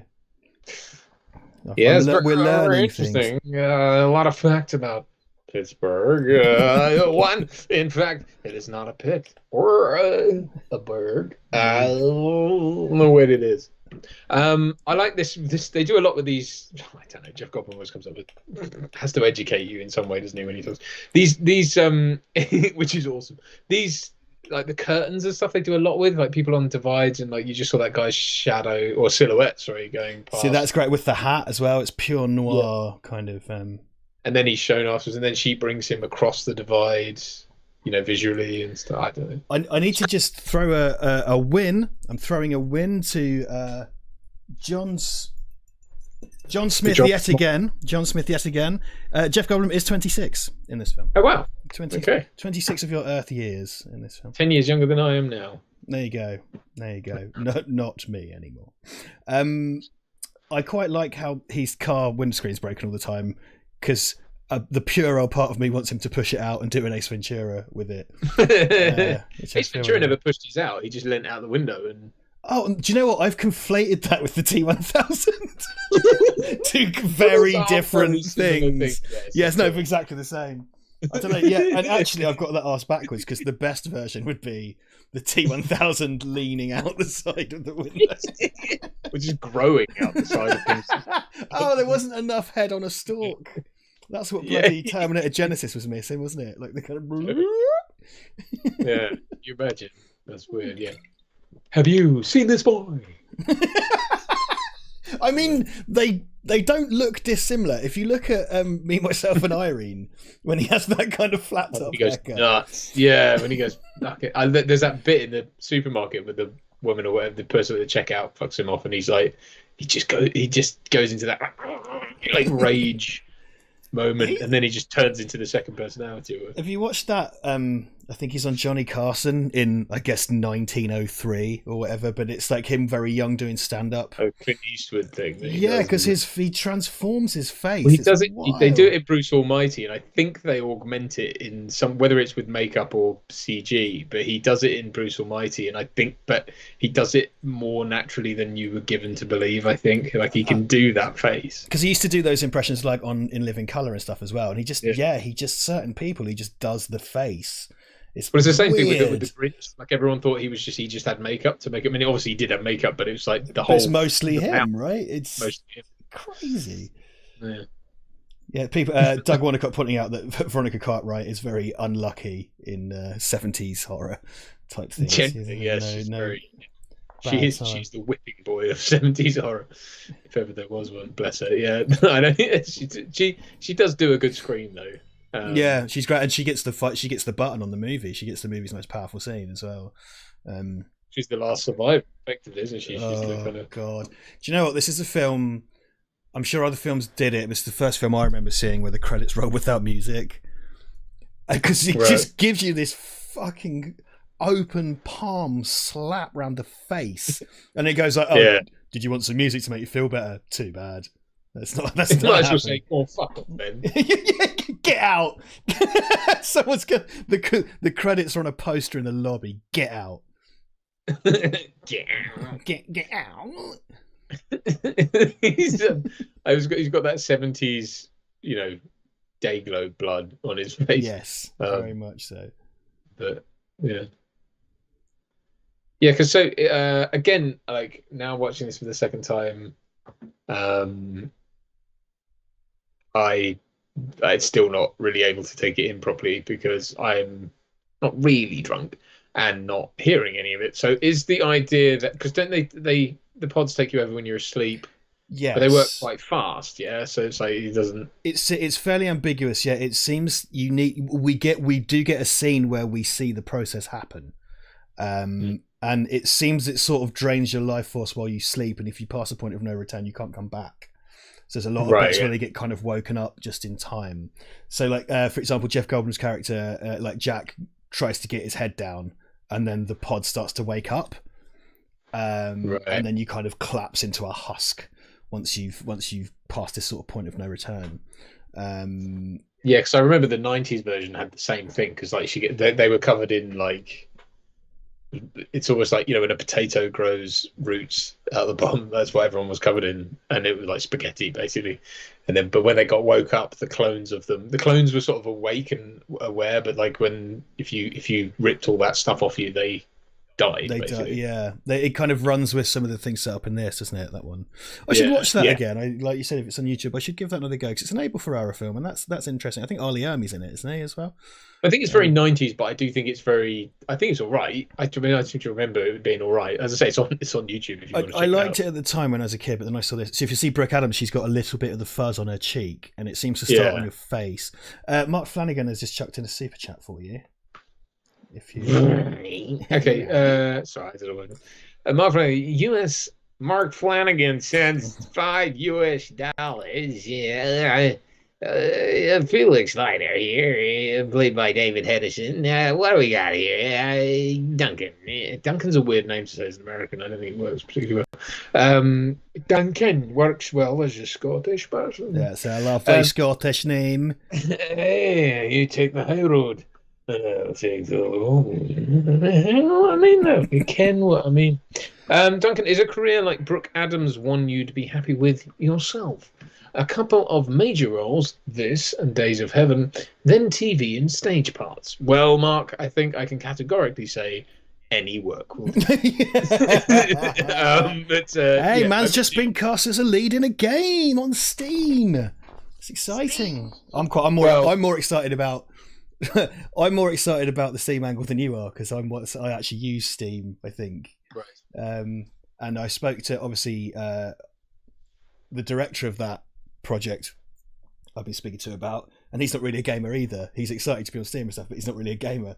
And I'm the one sort of going like, "Oh, fucking Steam," and he's just going like, "Okay." I mean, it sounds really cool because loads of people see it. And I was like, "Yeah, on Steam." Like, it's just me. Oh, it's great. I mean, also the subject matter I think can't hurt, right? Like, it's very much in your wheelhouse. Yes, and his actually. But yes, yeah. But no, exciting. So that's good. It's exciting. I did actually finish the screenplay for our short film as well. Very good. But everything's locked down. Duncan's got it. I'm guessing you're not ready yet because you've got like grown-up things to do. Which is fair enough. Oh, I see. Yeah, no. But I am again, because of the nature of this project, I'm having to read several scripts and stuff. But I definitely want to do. We're going to do it. I mean, I read your treatment. The treatment, yeah. And we got I've basically got a whole crew together. Actually, it's just like we're in lockdown. I've got everybody I need on board. So, and I've sent those people who've read the script. I've got Scott and Nell that I do freelance with. They want to do camera for us and stuff. And Liam and Laura for sound. I got Gary making a head. Spoilers. Anyway, can't tell you. People are already going like, who's performing a character in a Steam game? What game is it? It's like, firstly, listen. Secondly, I'm not telling you because it's not made yet, so I can't tell you anything. But it will be on Steam, and it's me, and probably Richard, because let's be honest, we'll drag you down. Yeah, it'd be nice if things are allowed, but because you're proper. I think just getting scumbag extras in might be a bit more problematic. Also, he's got a health department mobile, which I kind of like. It's like, does he have a health siren that's like green for health emergencies? Health inspection. Like the Ghostbusters. Yeah, kind of low key droning, droning siren. So everyone around there goes, "What the hell was that?" Just as it passes by. Oh, I just got a bit of beard in my mouth. It's be like having yak pubes all around you. I mean, I had a beard for a while. Obviously That's just you realise you've just not meaning to sort of described my face in a derogatory way. I was covered in yak pubes, orange, rusty yak pubes. Rusty. I wasn't going to go that far.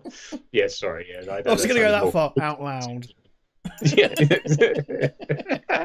I'm just going outside. Stop. Lenny. Oh. I don't know. Steal his idea. Sorry. No, I didn't mean that. I just meant like, you know. I mean, it's not wrong. Let's be honest. I did enjoy having a beard for a while, and oddly, when I grew the one I had for Fistful of Lead, it didn't. I was like, I can't shave my neck because the whole point is that it looks like he's been on the lamb for a while, so he wouldn't have had access. Yeah. And I was really dreading that because I was like, that's the itchiest part. It's like when you're in your neck. I take that, but it didn't. Yeah, it wasn't that bad actually. It kind of just. I think it was itchy for a bit. You looked pretty feral for a while there, didn't you? Yeah, kind of feral. I quite liked it. I left it for ages, and yeah. Cool. Before the break, I hadn't shaved for like a couple of weeks. I wanted to see how far I could push it. You can see on my Instagram that I look like I'm starring in an ill-advised prequel film about Uncle Albert from Only Fools and Horses. But I just didn't shave it all the way from the break, which is a month ago, until about 4 days ago or 5 days ago. And I got to a point where the tash started getting in my mouth and I was like getting food in it. And it was like, no.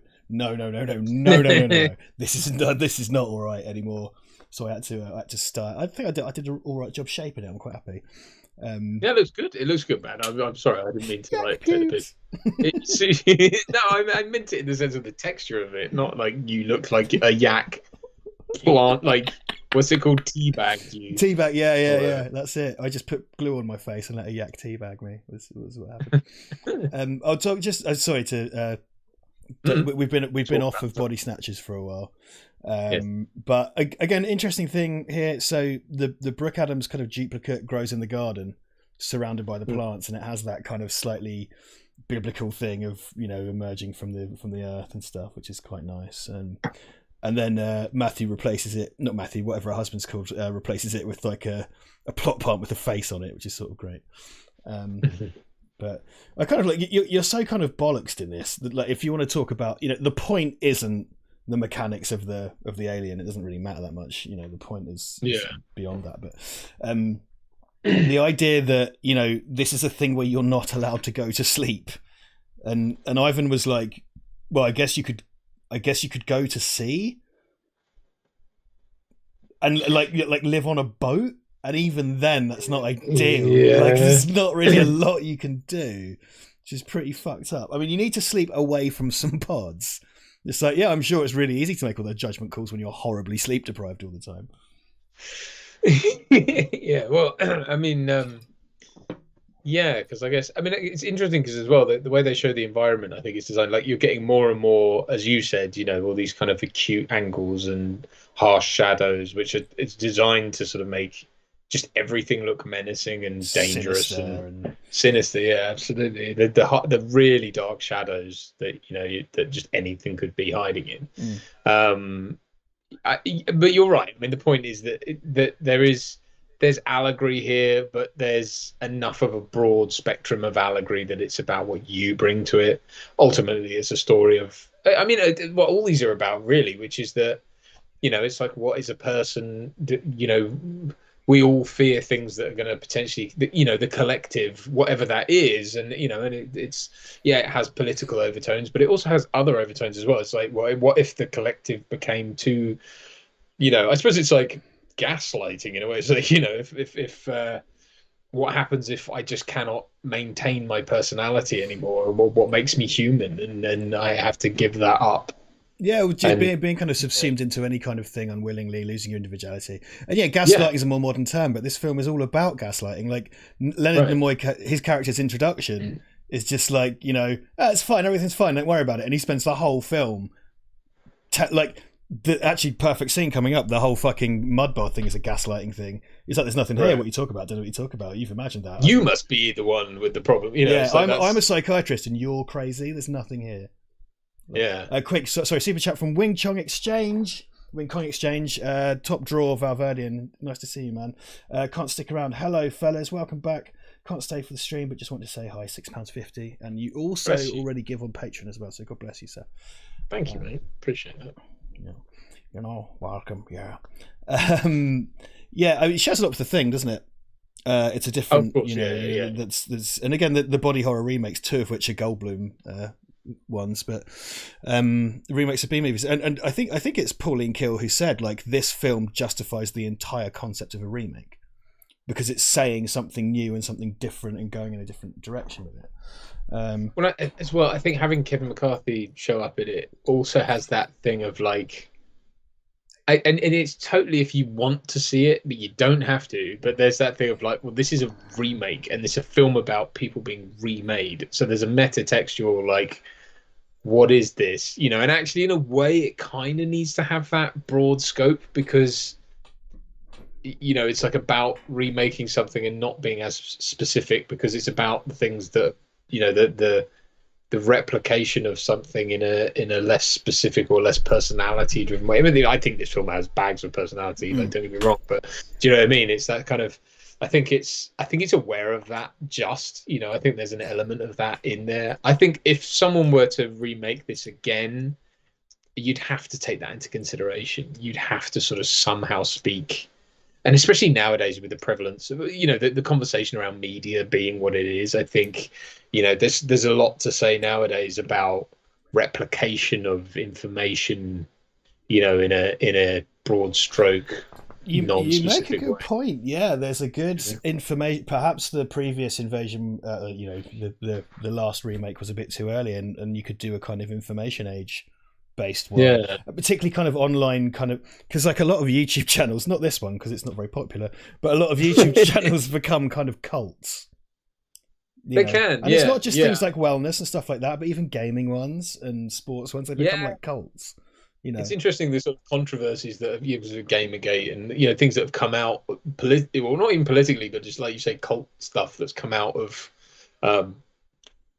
you know, and I can't speak for that particular thing because I don't really know much about it, but you know what I mean. It's like that kind of stuff. I think there is a lot to talk about, and the kind of the breakdown, because I think as well that like the quote unquote mainstream media has a lot to answer for in that, because it kind of drove people into the arms of, you know, unwittingly, kind of online outlets and things, and kind of fringe publications, be they digital or paper. And I think, you know, those things have grown, some for good, some for ill. You know, I don't really delineate. You know, well, I do delineate, but, you know, I mean, I wouldn't claim that it's either bad or good in a big sense. But I think it's grown organically, or it's grown in that kind of sort of out of control, unkempt way that I think is rife for a sort of Bodysnatchers type narrative, you know, and it's something that could work pretty well. I don't know. I do think, you know, I think it is perhaps something that is worth revisiting every few years, and we've had 4. You know, we had one. There wasn't one in the 80s, but we nearly had one per decade, and there wasn't one in the 60s either, but we had almost one per decade. You know, as we went, and we could do it again. This is the thing. I think this one beat everyone to the punch by making it, you know, it concerns itself with the concept of replication of the original film, because it is a really clever and not particularly foregrounded motif of this film. And so to do that, just do that again, it's like, bollocks, that's really clever, but I can't just copy that. Like, I wouldn't envy the person doing it, but I think it can be done. For sure. You know, because it really has that. It really has that, and it's just so clever. And it just, you know, you can watch it as a good yarn, you know, as a kind of spooky. You know, it's something that I think if a production is generally firing on those sort of cylinders, you know, I mean, like I speak about this as an actor as well, as like, it's the sweet spot is always being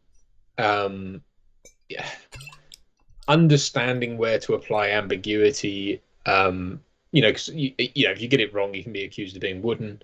But you need to understand where you need to allow the audience in, and by that I mean to not give them too much, to not be too specific with what's going on. And I think this film does a really good job of, like, again, and I really need to watch this film properly, but I think what's very clever about it is it's not it doesn't decide for you, basically. And I think you should always be like that as an actor. You shouldn't necessarily decide for the audience, because at that point you remove them from the equation. And that's something we've accused a lot of modern films of it recently, is being far too procedural. You know, like the recent Star Wars films, it's like, we need to get the thing, then we get to the thing. The thing for that came from that, and then that came from that. And it's like, who gives a shit? Right. You know, it's like in this, it's like, you know, a fart came from outer space, and that's what done it. You know, it's like, that's all you need. That's all you need. Who cares? Because the point is, it's allegory, and the point is what is the audience going to bring? It's shown. You see it go from a thing to the, so you know it. That's what happened. But it's like, beyond that, that's all you're asked to buy into. You know what I mean? Like, it's like, when people go, oh, don't believe that's stupid, and, you know, a fucking alien with a dick for a face isn't going to turn up, you know, fine, but you know, it's not the point. You know, it's like, just go with that one thing, because that's not the point. The point is the human experience and how we react to that. If you get bogged down in, and the Alien franchise is one we use generally as an example of this, is that, you know, once you get bogged down in the machinations of, but it was a big albino man in an elephant uniform, what was pissed off at people. Uniform. Because elephants have uniforms. Yes. Was it an African elephant uniform or an Indian elephant uniform? Well, yes, I don't know. I can't remember. I think back to my Great War of Elephants history books, but no, that's not interesting, because that's not the point, you know, for funk's sake. And why don't people understand that? Least of all, or most of all, Ridley Scott. It's like, why can't you get that? I thought you really got this, yes, and you don't. We thought this was your idea. Like, well, again, kind of. Never working with Ridley Scott. I may as well accept that now. So, fuck it. Hey, no. Maybe he'll work with you. Maybe. Don't spoil it. I'm being positive. I don't lend myself to it well. Well, when he pulls out of Michael Fassbender and fucking decides that he timing. Actually wants to I was drinking. Sorry. Just gripping it with his thumb, sliding it out. That's. Well, he put 2 of Michael Fassbender in his last film, so, you know. When he pulls out of Michael Fassbender, who's pulling out of Michael Fassbender? Yes, exactly. This sort of unholy threesome. Yeah. Oh, God. Anyway. Okay, I would just... Sorry, real quick. So, touching on that, and there's a shot I really want to call out here, and I'm worried we might be out of sync, but who cares? Len Nimoy is a pod here. We see him get into the car with Brooke Adams. Like, he is, but he's doing emotional stuff because he's tricking them. So he's using his knowledge of kind of human emotion to trick them. San Francisco is a very hilly, wonky place. And this film has a few actual Dutch angles in it. But there's a great shot where he leaves the house. And there. Yes. And it looks like a Dutch angle, but it's not. Because he's flush with the camera, but that whole of San Francisco is just like this. So you see, and then when he walks down to the car's on a level kind of car parking spot. But he kind amazing. And it looks like, and there are some just straight up Dutch angles in it. But it's this really, just odd shot. Well, isn't that the point of it? Is sort of saying, I mean, in a way, and I'm sure they never thought about it, but it's like saying, don't trust what you're seeing. Yeah, kind of thing. You know, it's very good shorthand for something's not quite right. You know, something's off, and if you just adjust people's concept of what, you know, you're playing with people's concept of what's up and down, essentially, when you do sort of a Dutch angle. But I suppose as well, it's like, is it your perspective, or is it literally what's going on in the scene? You know, and it's like, because they're showing our perspective is straight, but the world is wonky in that shot. But like earlier, when our perspective is wonky, but the world is straight, like, is that? You know, we may not be throws you off balance constantly, and I do think there's a conscious, because there's lots of handheld in this. There's a lot of documentary type stuff. So in the scene at their flat, there's a bit where it's just a long take and they swing around, and there's a great montage where Matthew is out in San Francisco just trying to make phone calls. He's trying to call as many people as he can to get, you know, attention on it. He's trying to call Washington or something. And there's loads and loads of handheld because it's kind of shot guerrilla style, and there's quite a lot of street level stuff, and it's a little bit wonky and a little bit shaky, and there are some long dialogue take things that are less kind of shot reverse shot and just single takes, and wide lens as well. I was thinking about this last night, because, you know, if you put like a wide lens on something, it's normally used to infer kind of psychosis or detachment, disassociation, or hyper reality dreams are often shot in a super wide because, you know, if you shoot on something close up, you know, say like an 80mm or even kind of a 50mm, your eye can kind of do that. You know, I don't want to sound like Red Dwarf and Crichton, but, you know, you move your eye close to the object. Your eye isn't capable of doing like a 14mm, say, or a 12mm. It just can't do it. So it naturally looks wrong. Like it's always going to look wrong, but it's, you know, it's familiar but unfamiliar, that kind of fish-eyeing effect. And they use that a few times in this. Just because I think, particularly the stuff in the street was trying to make the phone calls, I think it's creating the idea that he's losing his mind. Because he's trying to make these phone calls and they've infiltrated society so bad that he's just getting kind of blue-balled to everyone he phones. Right. And it just creates this sense that he feels he's losing his mind. You know, he's the crazy one. And like you say, it's a new term, but it's someone who's constantly being gaslighted by everybody. Because he was part of he is becoming part of a minority very, very quickly. And it's so much more insidious than a zombie thing because, you know, if your girlfriend turns into a zombie, she's got a throat ripped out and goes, Gah. But if she turns it to a pod, it's kind of like, I'm fine. Why are you saying these things? Just go to sleep, go to bed, and you'll feel better about it tomorrow. Yeah, exactly. And then there comes that point. And these films, I don't, you know, again, I don't remember it in great detail, but the 90s version, I think, did this very well, which is that giving you that sense of, like, there's a point at which you might actually consider doing it when you're that downtrodden and you're that beaten down that it's like, do you know what?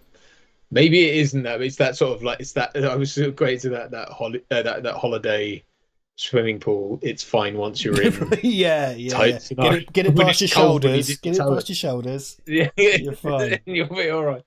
You know, everyone else seems so happy, and why aren't I? And it's like I could fight in this. And it's like, why am I fighting this? You know, and it's true, man. It's that thing. It's like anything in life when you know a thing innately and you believe a thing that much, and it's like everyone else around you can't see it, or doesn't appear to be able to see it, or there's a prevailing wind that just doesn't make sense to you, and it's like, why, for fuck's sake, you know? And that's what it's about. And I guess, yeah, an insidious idea could be the, you know, the metaphor or anything, you know. I mean, it's not. You know, but yeah, it's that, yes, gaslighting, because gaslighting is from a film, isn't it? It's a film. It's because lampshading comes from like a silent film thing as well. Lampshading is when you hide something in plain sight, so that's putting a lampshade on your head. Gaslighting is, that's like a silent movie thing or something as well, I think, as far as I know. It is from a film where someone, because the idea is you turn up the gas on someone else's thing, right, you know, to essentially. Okay. But yeah, man, look at that phone box with those weird lights at the top of it. Yeah, weird lights. lights. Oh, Benny Legend, £5. Thank you very much, Benny. Lenny Legend, his duplicate. If this film got released today, how would this film affect today's society with internet being so prevalent? I can't see. I can't see. I've got bad eyesight. Could that result in more snatchings? It's funny, isn't it? Because the pods rely on physical contact, but the internet actually keeps you more distant. You know, thank fuck for the internet during the plague that we're having at the moment. Can you imagine this happening in 1994? It'd be fucking awful. Jesus Christ, you know? Yeah, that's true. That's a very fair point. Yeah. I don't think if this film specifically got released today, I think people would be like, "That's weird." that must have cost $1 billion because you recreated 70s San Francisco very accurately. Well, we kind of discussed it earlier, didn't we, about, you know, what this film would be now, because it's a film that's been remade, and then this indeed is a remake. I think this is generally in the pantheon of Bodysnatchers movies. This is regarded as the best one. I think so, yeah. It's something I used to be kind of like, hey, I think this one's best, and I'd expect people to push back, but in fact, no one does. The original, I wrote about the original's yet another film I wrote about at my degree. So I did a kind of thing where I managed to finagle my essay to be about kind of 50s B movies. And it's a very well regarded film. But yeah, I think this is one, and it's one of those 70s ones. It's from that period. This is perfect post-Hollywood movie. Great example. It's this very bleak, cynical, kind of dark film that perhaps that wouldn't have been made really like this 10 years earlier. You know, they were still making kind of bloated musicals 10 years earlier. Yeah, definitely. Yeah, man. So yeah, I mean, this is actually this is one of the films. This is one of the films I've often talked about. How when I first saw the Evil Dead films and watched the extras, and I had that kind of awakening of like, oh fuck, you can just go out and make a film if you want to. This was the film that showed me. This is one of the first films that showed me the actual power of cinema just beyond entertainment. I watched this, and then I became aware of this whole movement in the 1970s that had happened, and this period of films I hadn't seen, and how powerful they could be, and what they could do, and how they could look, and how they could feel, and not give you an easy out, and just give you a fucking slap in the face at the end. And once I watched this, I was just like, and that set me, it's like, well, I got to watch fucking Taxi Driver, I got to watch French Connection, I got to watch Rollerball, and I just went off, and that was it as a teenager. And then it was like, oh, like I changed my sixth form because there was one in town that was doing film studies, and I could have gone to a better one, but I went to the one that did film studies because I was kind of like, fuck, this is one of the films that set me on the path I'm on now. Sat in a rented house drinking Aldi cider. Film studies degree. Englewood. Well, score one for English literature. That's it, mate. That's it. Said the actor. 1-0. Yeah, no, dude, it's. I think those. That's I've had films like that as well that open my eyes to just how much a movie can. So your video has suddenly shrunk down to a tiny little postage stamp. Please keep talking. I'm fixing it now. Carry on. Sorry. Oh, that's weird. Yeah, no, I mean this. There's always films like that. I mean, I've had I know it's not as fond a favorite for you as it is for me, but like Superman the movie was probably one of the first films that really opened my eyes to the sort of transcendence of cinema and the kind of like the fact that it can be more than the sum of its parts, and it can speak to you. It can have an effect on you just through imagery and sound. I mean, score for me is a huge thing. It's bigger than even I think I realize. There's so many movies that I just think, when the score is working with, that's why like Tomorrow Never Dies I talk about as being kind of my favorite Bond film, partly because I went to see it. That was the first one I saw in the cinema, so I get that it has a history with me. But I just think when a score is firing on all cylinders and it's delivering the rhythm of the thing and it's just working really well with the visuals and the performance and what's going on screen. I just think it's a dance. I mean, all this shit is a dance, right? It's like a sort of dude, like whatever that is for you, for anyone, I think it's that's valid. Like it's all valid. Like not everybody does it either, because this is what I quite often when I speak to people in real life, because we have like I've got you obviously and a bunch of other people, then all like our internet friends, like all you guys in the chat and stuff that we talk about this stuff every week with. I can say a thing and it just lands with you guys, and you say something to us and it just lands. If you say that to like regular people a lot of the time, just kind of like, yeah, I like films, but shut up. You know what I mean? Like, 'cause my wife, for example, yeah, indeed. Most average people are just kind of like, oh, they politely say that's really interesting when they sort of mean like, oh, I need to go. but it's not everybody does that. So you go down that kind of path of a sort of cinephile, I suppose. Yeah, I mean, I get fed up with like there's things my wife puts on and I'm like, that's terrible writing. Why is that shown like that? It's like I get really incredulous, and it's like it's stupid. Like I'm like, what is that's bad writing? You don't mean to convey that. That's terrible. He wouldn't say that. That's really, but and it's just like then I'm usually out at that point, and then I'm on my phone or I'm being annoying. I just politely butter my lip and be a bit, if I take the sort of approach, if you can't say anything nice, don't say anything at all. You know what I mean? Yeah, that's the kind of the mum approach. This is the kind of metamorphosis scene. This is this is what we see, the kind of that hairy anus shows us the life cycle of the pod. Like incredible practical effects in this. The one to really watch is when he loses Brooke Adams and her transformation. Yeah, she like crumbles. she crumbles, and it, you know, a lot of the cuts, but like I say, they've got something on her skin to tug at it, and then there's a bit of Ben Burt's sound design of kind of crunching noises, and they do that a bunch, and then they cut to the dummy at the very last minute, and it sells it so well. It's this really good. Also, you mentioned score. This film has barely any music, like hardly any at all, which of course you can't hear at the moment. Most of it's this kind of like pulsing. It's a little bit kind of like those pulsing noises in Alien as well, but it's kind of like slow pulsing noises and clicks and stuff, and just the feeling of something unnatural occurring. Like it's, you know, it's that's its kind of motif. There's one bit with bagpipes playing Amazing Grace. It's an important part of the third act of the film, and it's like a kind of a fake out, and it's one of the few bits of like actual just straight up here's some music in the film, and it's diegetic music, importantly. Do you think as well that allegorically there's a thing going on here as well about being mindful of what happens when humanity checks out? Because obviously when you're asleep or you're not consciously present, anything can go on, you know, and it's like, and I suppose one could see that as like a comment on be careful not being complacent present. you get, you know, with your life, because stuff goes on, you know, stuff goes on when you're not there, kind of thing. I don't know. Yeah, no, I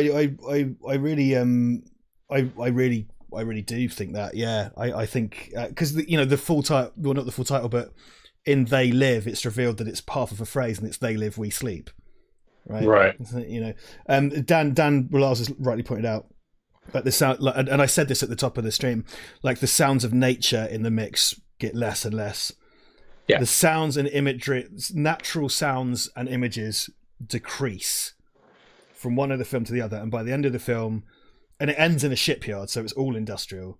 It's completely industrial, and it's all the sounds of machines and things like that. All the organic matter is extracted from the film over 2 hours. And like I say, at the end, when he's back at City Hall, at the end, all the trees are dead. He's in that kind of tree-lined avenue, and they're all dead. And no one's having any conversations, and everything's silent, and people kind of march in unison and stuff. And so, but yeah, I do. I think there's a. And again, if you were to do your kind of modern Duncan Casey's modern remake coming soon, you know, people's complacency over things, you know, and the fact that they get you when you sleep. Because I hate that as someone who, I mean, I'd be all right because I'm a serial insomniac, like I said before. Yeah, I'm not great at sleeping either, to be honest. Yeah, right, particularly when you have to share a room with me and I snore. Yes. In a hotel in Birmingham 3 years ago. But it was because of all the sex we had. Oh, we're gay bummers. Oh. There you go. I've saved you writing that stupid homophobic comment. There you go. Enjoy that. Yeah. Yes. Yeah, I think there's something to say. And again, I think perhaps if you tied that into a kind of digital age thing, and I think, you know, you would get to a point, what I like about this is, again, because you see society's kind of turn, you'd get to a point where you'd have people perhaps on the internet trying to trick you into becoming a pod. But by the end, you would just have people going like, just do it. It's easy. Just do it. Just come with us. Join us.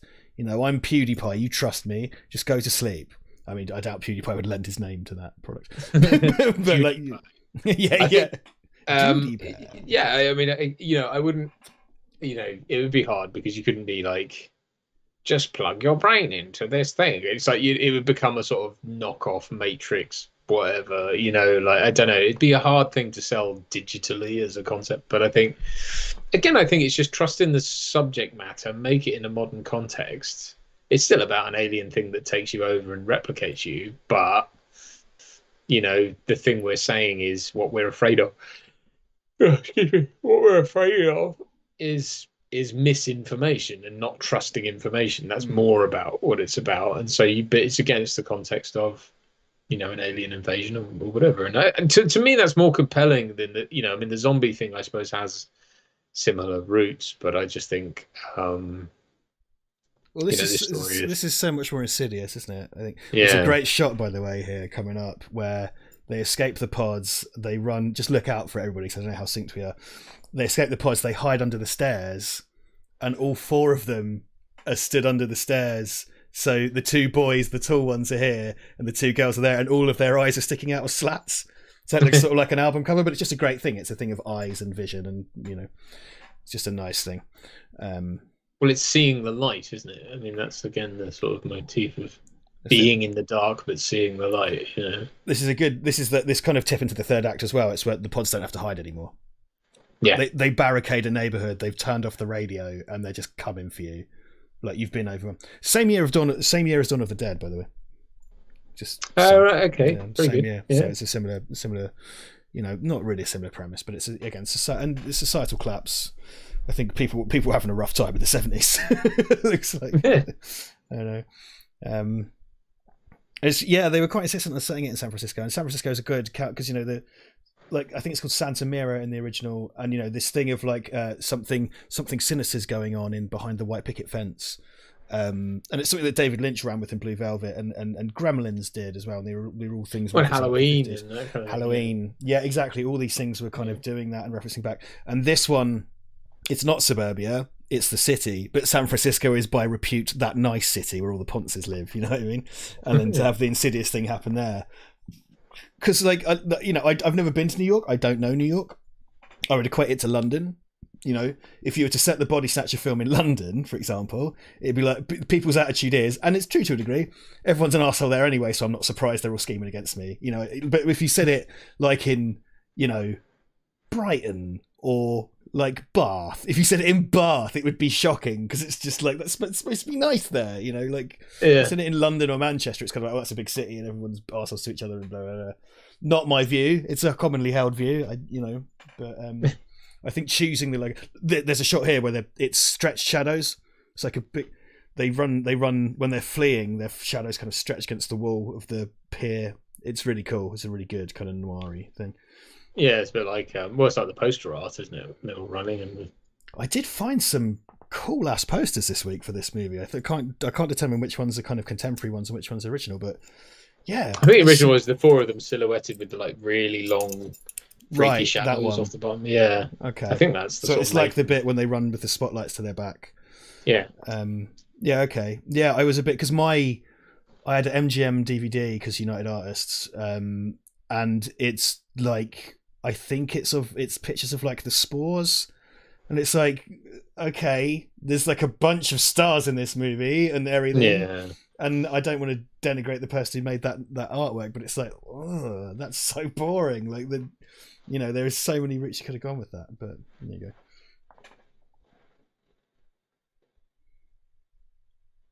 go. Steve Allen's on the big talk, and it's important that we address this. Can I address? Well, before that. Oh, please. Frankly, juvenile comment. No, it's not. Dan Lyle's. I think remember who you are and where you are before you start calling things juvenile. Fair enough. Dan Lyle's made a good point. I think he said if it was made now, I think they would focus on race or Republican/Democrat, which is way too obvious. Where these films shine is in the ambiguous. I agree. I think if you were going to be smart about it, you would set it again. It's the backdrop that allows people to make those, sort of comments. It was funny, because what was the film called? The Hunt that we spoke about recently, and it's like I didn't see all that, but that you made the point that a lot of people got uppity about it politically, and I was like, but the point was to ridicule both sides. It's a bunch of because even Trump got annoyed by that. Like exactly. That was going at both sides of the fence. America has a different fence to us, but it's going at all sides of the fence, and it was really funny and really good.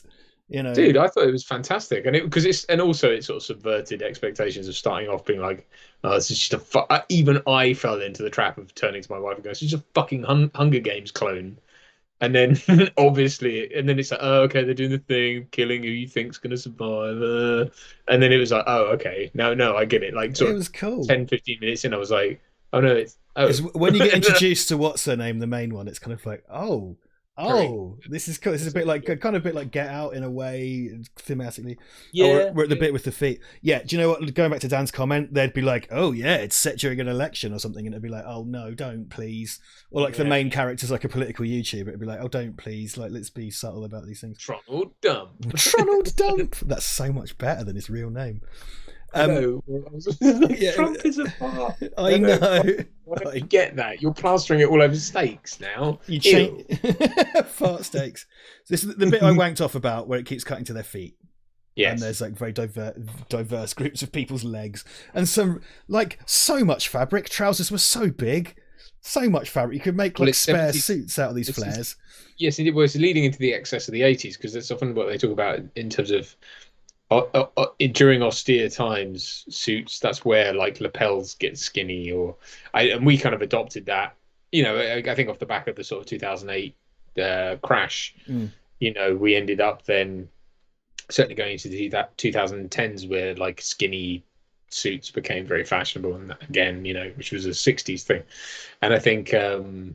It's the same thing with like the 70s. Everything got big and it was like showy, and I think we're going back like everyone wants double-breasted suits now and shit like that. And it's like, so please do talk about Steve Allen's comment because I totally derailed you from that. So it was just a good, funny, silly thing. It was, yeah, it was. Really. I've always wondered this: could you eat a pod person? Could you just treat them like tofu?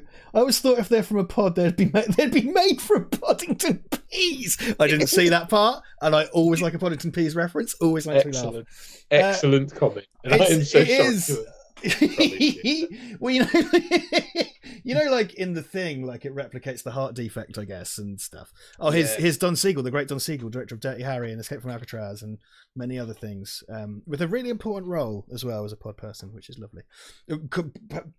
Paying into the kind of concept of replication. Anyway, let's go back to the tofu people. Because in the thing, like they talk about the internal organs and stuff, don't they?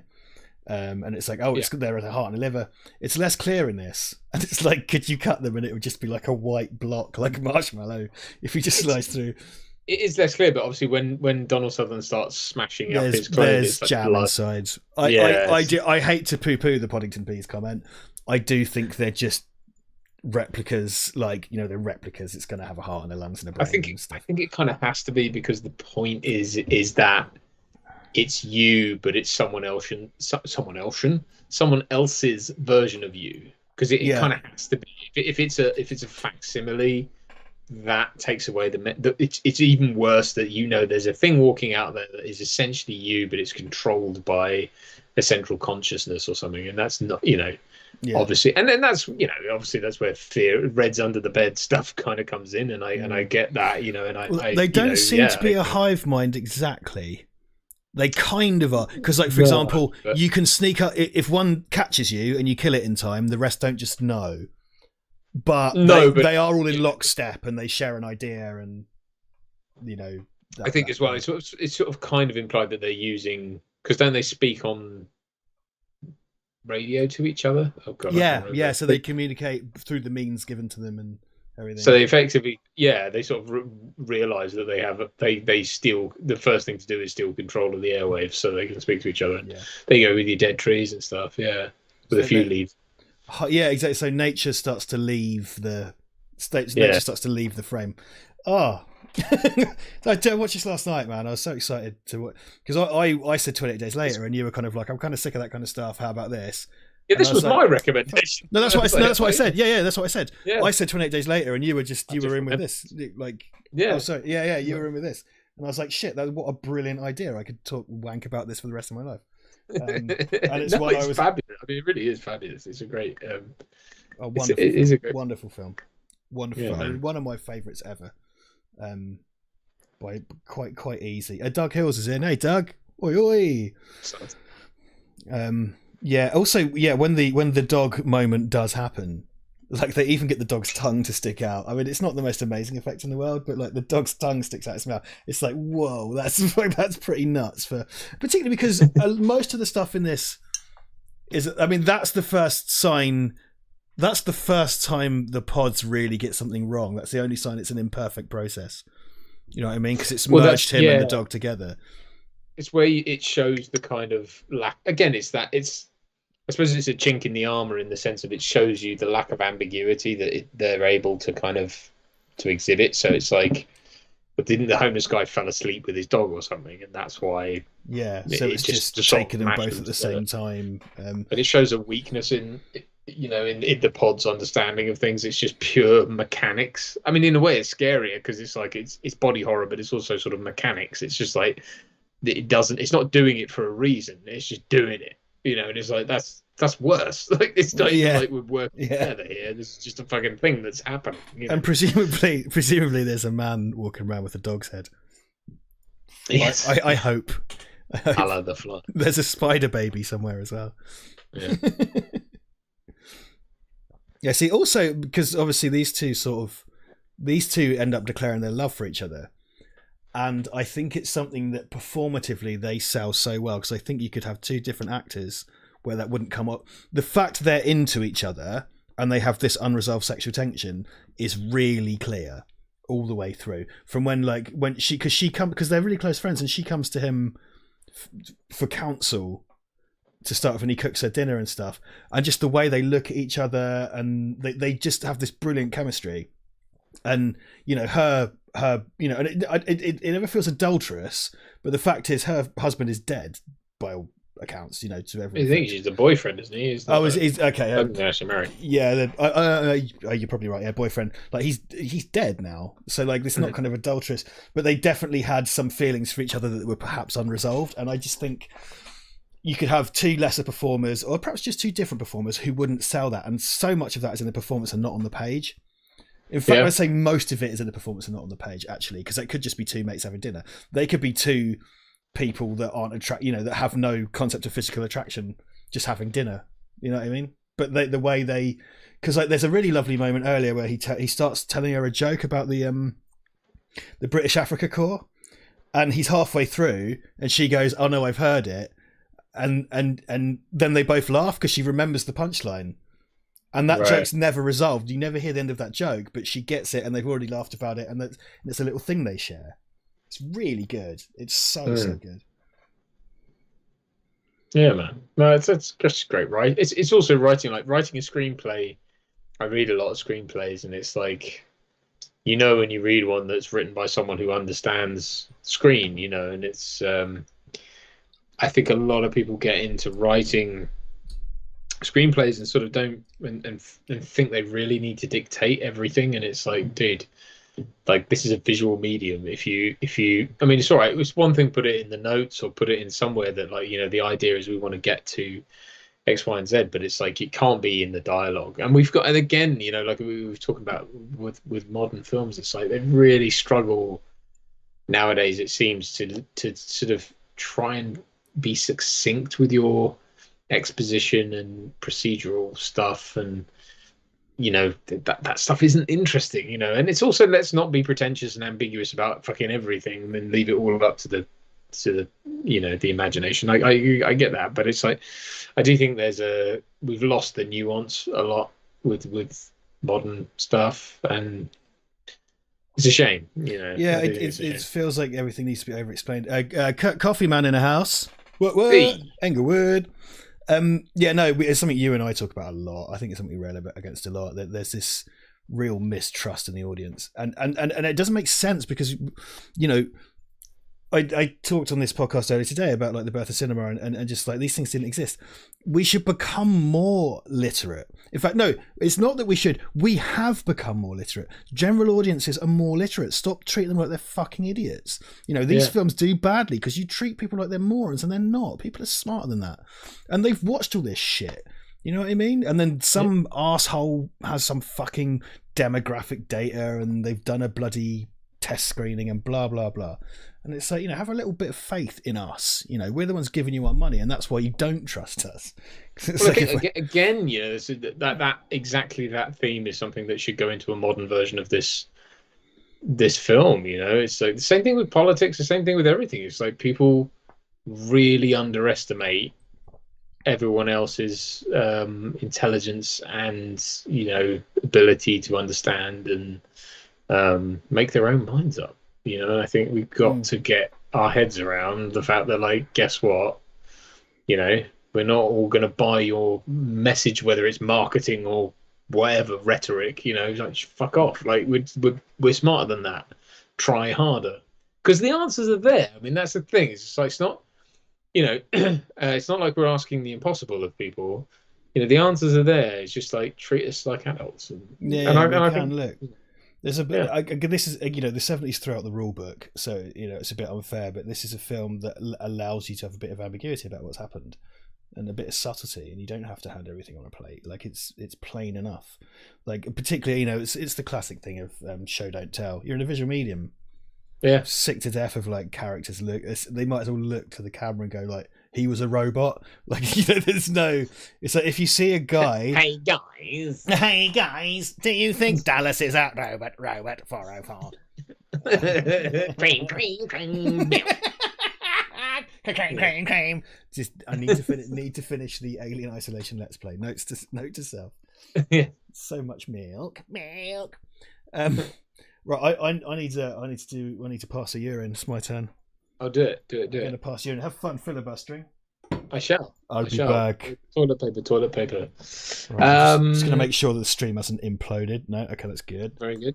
Excellent. Hello, everyone. Welcome to the Duncan Hour. It's time to fill your mind subliminally with political messages. And no, it isn't. Yes, Kirk Allen, mate, does very good coffee. So everyone, please check out Kirk Allen. In fact, one of my Christmas presents was a Burr coffee grinder. Where I am into my coffee and I do enjoy it a lot. So I've been gleefully grinding my beans until they squeak every morning, which is a delight. So there you go. No, Adrian, it's not my first time watching this film, though it is my first time watching this film. Well, no, it's not my first time watching this film. The first time I watched it, I was drunk and didn't pay attention. This time I'm drunk and I'm paying visual attention, but not oral attention. So there you go. Duncan, Terry Thomas, do you think he was funny? Yeah, I thought it was all right. I mean, I don't have much experience. Terry Thomas was obviously slightly before my time, but he's an absolute Shah. He was the emblematic of this sort of bounder and a cad and that kind of malarkey, which was, was all good. I don't know why, and maybe someone here can shed some light on this, why Leonard Nimoy is wearing an archery glove in this. It's not a glove, is it? It's like a whatever it is on his hand, but it's just an interesting thing. I think it's just sort of it's a weird. I don't know. Maybe it's supposed to denote the fact that he's been a pod person all this time and was wearing a thing that he didn't know why he was wearing it. There you go. I was just discussing. Hello. I was just discussing why it is that Leonard Nimoy is wearing that sort of archery glove thing. Oh, do we know? Because I've always wanted to know. Well, for me, it's a sort of like. It possibly denotes the fact that he's been a pod person all this time, because it's the idea that a pod person would have that, like he had it on when he was assimilated or something, or they put it on thinking it was like just what humans do. It's the idea is it's just this weird thing he's got in his hand. I am of the opinion he's a pod all along, because other characters kind of lose their thing, but he doesn't, and I'm of the opinion. And also we're introduced to him kind of sending a woman off with her pod husband to be assimilated. Because it looks like a kind of athletic support. I mean, yeah, whatever it is. But I mean, bearing in mind he's a psychiatrist. He's also an author, and an author. But the fact that he's assimilated means that they also got his knowledge, right? So it would know the human mind better than most. So I suppose it would therefore be able to project a human better than most. So maybe that's why. I sort of childishly, I better say he's an author because he must write a lot, and that's what that's for. But it's like, I don't think they write books by hand. It's carpal tunnel. It's the 70s. He might have done. Yeah, exactly. Like always RSI, 70s RSI. I don't know. He was Leonard Nimoy, bless him, was the smokiest smoker of all, and I think it's. I can tell. Yeah, it shows. Right, I think it's emphysema that got him, but he did well. I mean, he was fairly old, when he went. Bless him. But yeah, he was the smokiest smoker. That's one of those. I think we're both people that aren't terribly moved by celebrity deaths a lot of the time. When Leonard Nimoy, like Spock, man, Leonard Nimoy as well. I was just like, oh fuck, I was really bummed out. We were having like work drinks one summer, and my friend Mark was like, oh. And bless him, because he knew, because my work friends, but he was the only one who sort of knew, and he's like, no, I think you should know that Leonard Nimoy's died. And I was like doing a pool shot in the Flying Pig, up at Hills Road. I was at the pool table. I was like, oh, what? And got like really bummed out because he knew I was going to find it on my phone or something. So bless him, he's a sweetheart. He's like, come and took me to one side. I'm afraid Spock's dead. There's your dog with the human face. Hey. Great shot. Yeah, I mean. I don't get into that. I think I got worn very thin when Robin Williams committed suicide, and the weeks of outpouring from people who 10 seconds before that was announced hadn't probably thought about Robin Williams since they last watched Mrs. Doubtfire. It's one of those sort of fatuous indulgences that people get into, and it's like, look, you didn't know him. We love Robin Williams, don't get me wrong, and it's incredibly sad that anyone would get to that point, especially someone so successful and beloved, all that stuff. I totally get it, but it was when it got to the point where people were like acting like it was like an uncle who did it, or what I mean. It's like, please don't tell me he had a particularly tragic death as well, but and it was that hit that whole. It was awful because it was that he had onset, was it Parkinson's or whatever, which can only be, is one of those, his version of that can only be diagnosed by an autopsy of the brain. So it's not something that would have been outwardly diagnosed or anything. Exactly, and also it caused confusion for people with those, because wasn't there one of his friends said he just turned up one night with like a bag full of jewelry and watches and stuff, and was like, sell these for me or do something with these for me, and because I think he genuinely believed that his loved ones would be better off without him and all this sort of stuff, and he had attempted, I think, prior to that, and all sorts of, I mean, awful stuff, and especially for someone so universally loved, although frankly quite cancelable now, because when you look back at his old stuff, not from my perspective. I don't. It's sort of like the Eddie Murphy stuff, though, isn't it? I think. Yeah. He seems to have passed through that without too much trouble. That particular eye of the needle. Yeah, the eye of the AIDS needle. Yeah. Yeah, exactly, indeed. So, but well, I suppose Robin Williams was a bit more benign in that he was just doing silly Indian accents or whatever. But anyway, that wouldn't fly now, I guess. But anyway, it's not the point. And I just got fed up to the point where I was like, please stop saying this shit. And when someone called me out and went, "You're an actor," and I was like, "Yeah, you're next." Like, no, they were like, "You're an actor. Why aren't you more sympathetic?" And I was like, "Well, when Steve Jobs died, it wasn't like all IT managers around the world were like holding candles in the air and being upset." Do you know what I mean? I was like, which isn't my profession, has fuck all to do with it. I didn't meet the guy. It's not that I don't care, and it's not that it doesn't move me in all the profound ways it moved everyone, but I wasn't going to go and bang on about it to everyone as if it was somehow I came up with it. So someone like Robin, because I'd been following late stage Robin Williams and was very into it. Like, he made the film, the Bobcat Goldthwait film, World's Greatest Dad, which it actually features suicide as a subplot, and that part of it is not a subplot; it's the main get to the plot. But it's very hard to watch. He's not the subject of the suicide, but it's very, very hard to watch now. Still a brilliant film, and Robin is amazing in it. And speaking of cancelled people, he did a fantastic episode of Louis C.K.'s sitcom, where he was wonderful in. So, like, when Robin went and it was a suicide thing, and I was very, very sad. But what I didn't do, I didn't engage in the kind of like social media caterwauling. Like, I was sad, but I didn't. And it's the same with Leonard Nimoy. I didn't go on blathering about it like he was my mate. I just was personally quite sad, and something that I love had been taken out of the world. To be clear, I think it's fine to be moved by these things. Where I draw the line is where it tips into I won't say virtue signaling, but it tips into brag, or like not humble bragging, but it tips into like it's more about your extolling of that. Yeah, it's a fucking Instagram post, isn't it? It's more about making the good Instagram post with a nice little picture of their face with their death date on it or whatever. And it's more about people telling you how great. I mean, I put a thing up about Chadwick Boseman because that genuinely took me by surprise, and I thought he was such a great dude, and I was like, fuck, and I just thought, well, I would like to show my respects. So I guess that makes me a hypocrite. I don't know, but I never said I'm a good person because I'm so upset. I think it's just the leading into it. I think it's like, hey, be sad and declare your sadness, of course, but people sort of dine out on it, and that's irritating. Because just saying, oh, you didn't know them, that's an incomplete picture. But if someone's being really irritating with it, then it's like, okay, fine. Because dude, I have this right behind me. So this is a picture of Judge Dredd by Judge Dredd co-creator Carlos Esquerra, which was bought for me by Ellie, our wonderful Ellie Carley. And I've always wanted to own a Carlos piece, and I met him, and he co-created Judge Dredd, so I love him. I used to sit and draw out his drawings when I was a kid. I never thought I'd own a piece by him, because when he died, the prices skyrocketed, because they aren't going to be anymore. And Ellie very touchingly bought me that. It was a really wonderful present.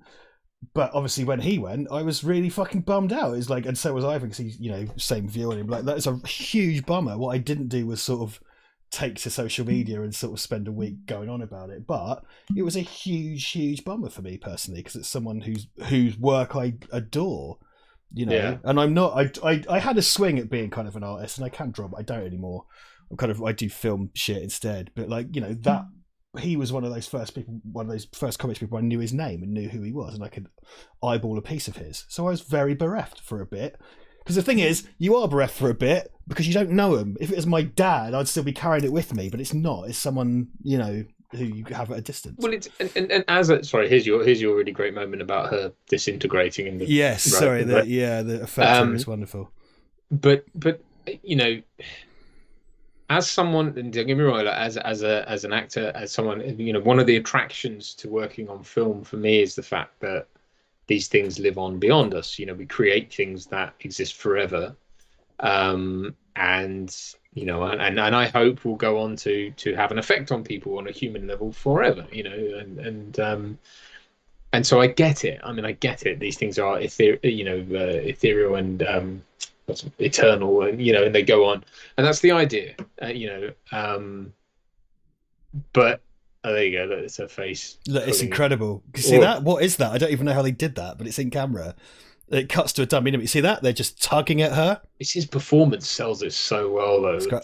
He does this kind of intake of breath, and because they've had this weird, ambiguous work relationship, and they've declared their love for each other tonight.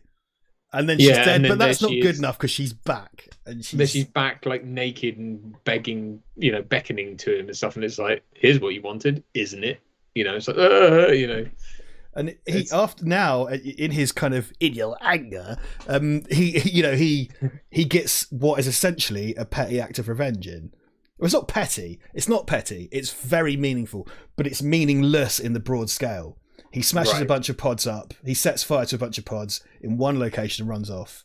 But it doesn't matter because sometime between now and tomorrow he falls asleep and it's all over. Well, and that's the sort of comment on like human life, isn't it? It's like we can do whatever we think is really impactful, but at the end of the day, you ain't changing shit, son. You know what I mean?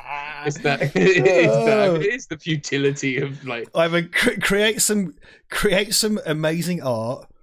Or do an atrocity, but otherwise no one's ever going to remember you. That's all you got, my friend.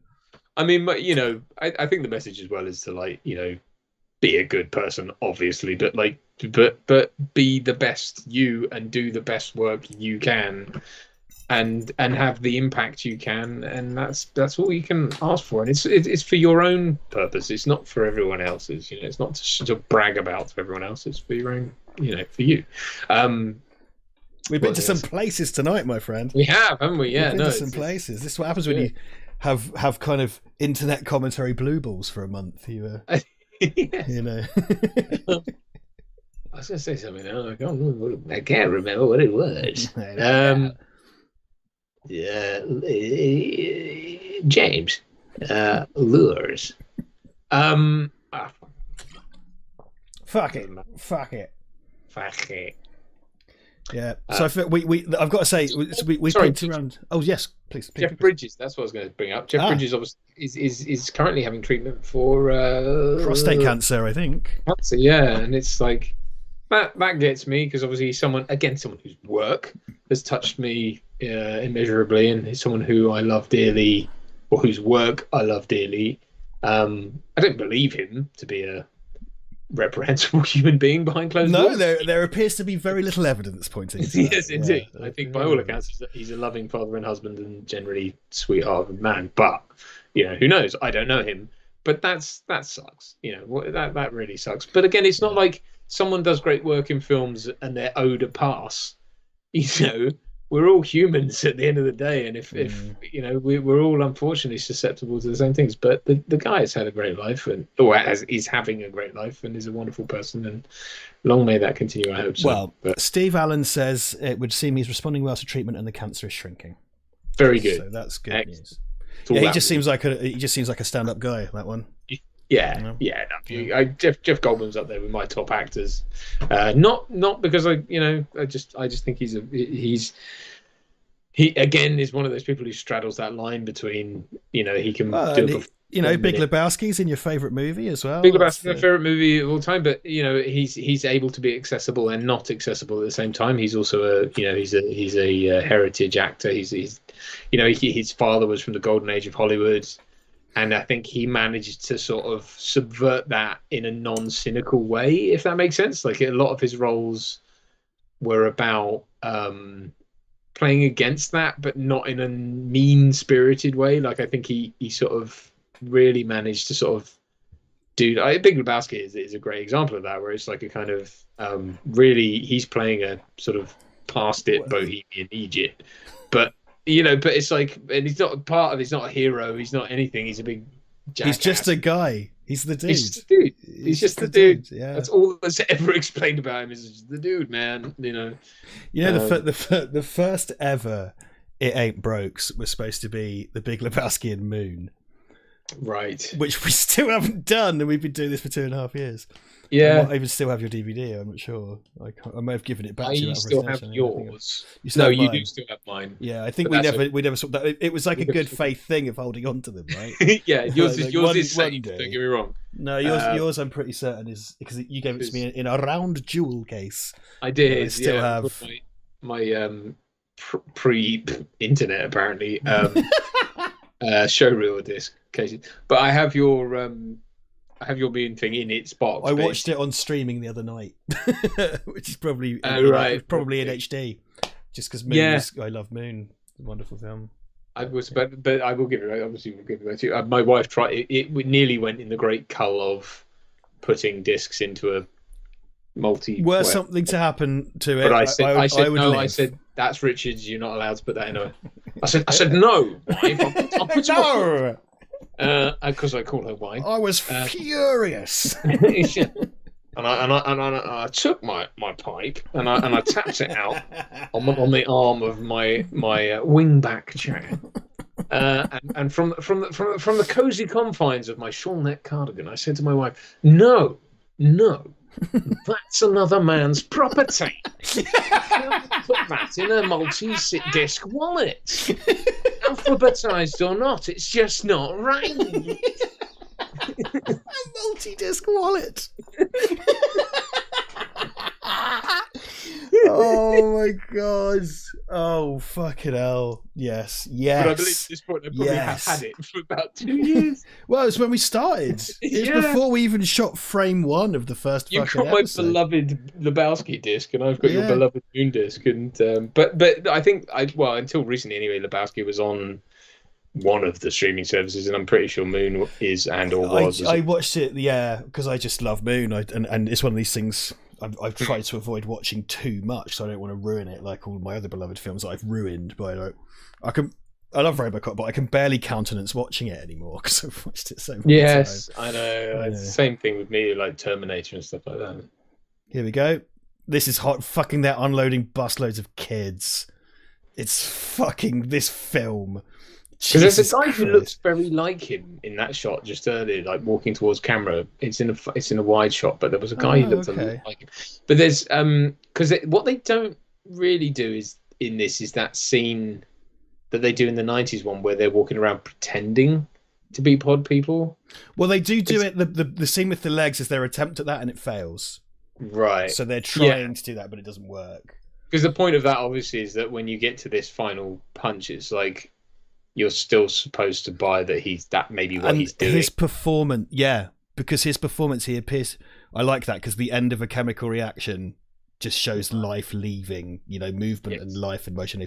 He appears to be reacting to things, right? And we don't. And so, because look, he looks like he might be sad, and he goes back to his practice of cutting things out of newspapers.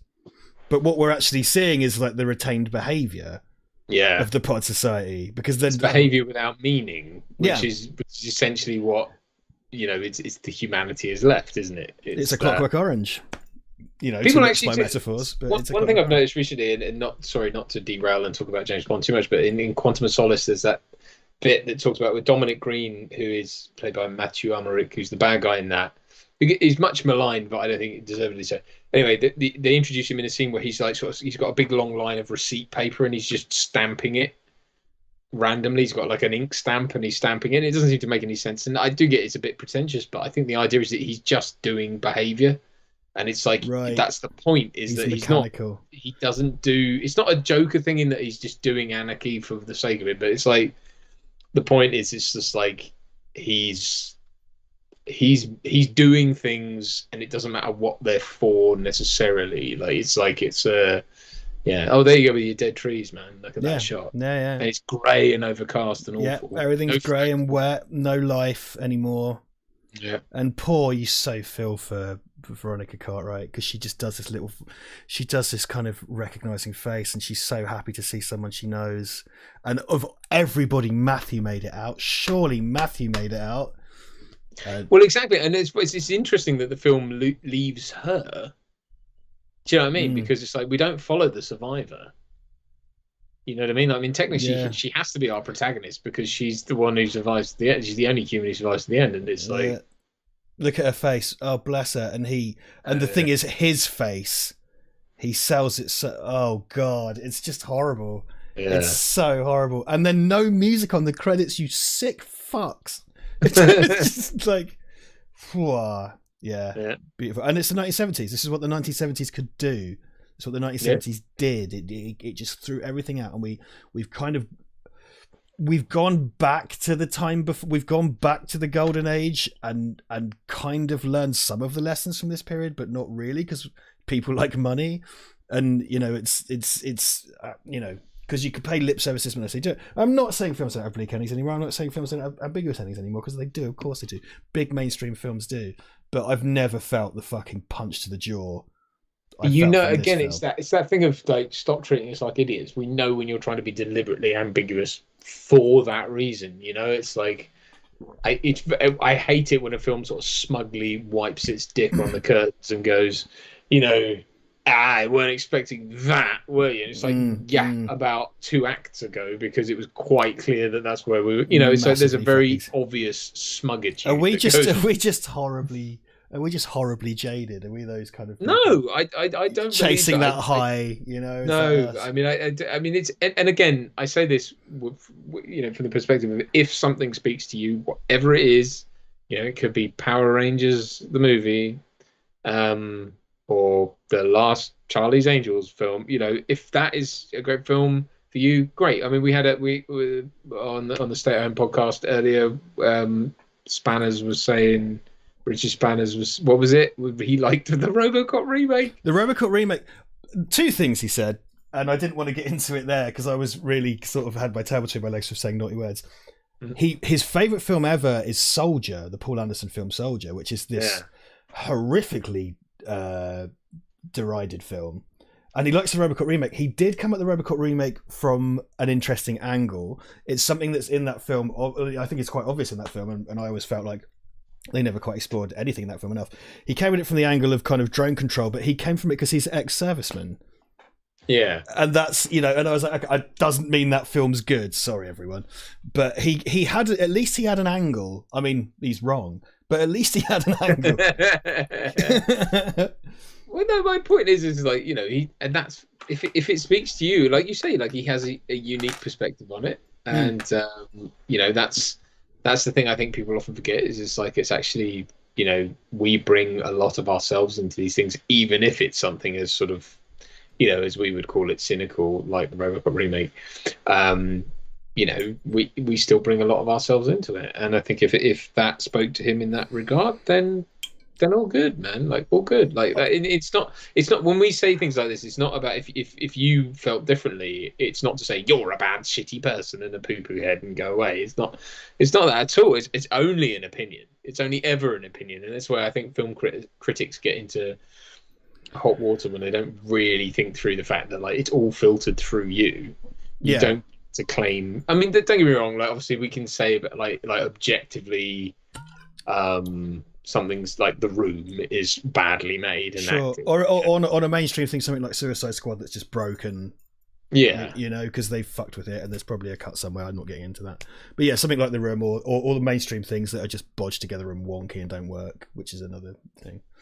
Yeah, because clearly when someone's the story, it's like, okay, if you want to tell a story about a dog and the camera's pointing away from the dog, that's an objectively bad film. But beyond that, it's also, and again, if you really loved Suicide Squad, fine, no problem. Yeah, I'm past. Again, Welcome to Comic-Con. Yes. Yeah, fuck, Jesus Christ. I used to have a whole thing of just sort of being angry and shouting and stuff, and I'm way past any kind of gatekeeping. I think it's kind of shitty, and I think if people like what they like, that's fine. I mean, I'm not saying like if someone comes to me and says they wanked to the Human Centipede, I'm not going to go, oh, that's really interesting. Why'd you do that? I'm going to be like, okay, that's gross. But if someone comes to me and says that I don't like, for example, Michael Bay films, but if someone comes to me with a defense of them and says, well, I like them, I will never say to them, you're stupid and you're stupid for watching that. I will say to them, okay, here are my opinions. I've got a lot of thoughts on how he does things technically. I don't like it myself. Why do you like it? Let's talk about that. And not and there's no point being antagonistic. There's no point being shitty about it. I would genuinely interested to hear what your thoughts are about that thing. Yeah. Because particularly if I'm like Mr. fucking YouTube channel film studies guy, like, and I've come up against where people expect me like, oh god, you're going to hate me because I like this and stuff, and I hate that, and I want to go the opposite way as much as I can and just be like, no, tell me what you like. I want to hear. I'm genuinely interested, and if you're kind of a bit casual in film, that's cool. You like what you like, and you enjoy what you enjoy. And what an awful thing to do. Like, if someone likes something I don't like, what? And I've done this in the past, and I regret it, and I'm old enough to not want to do it anymore. But why? What business do you have taking that away from them? Why take that away from someone? What, they like something I don't fucking like. They like, I don't know, I can't even think something off my head. They like Batman vs Superman. When it came out, I probably would have been like, oh, you're a moron. Well, no, I don't like it. I think it's got a bunch of problems. I really dislike it, actually. But if you like it, I want to know why, and good for you, and I'm interested in that, and I'm never going to take that away from you, because that's a shit thing to do.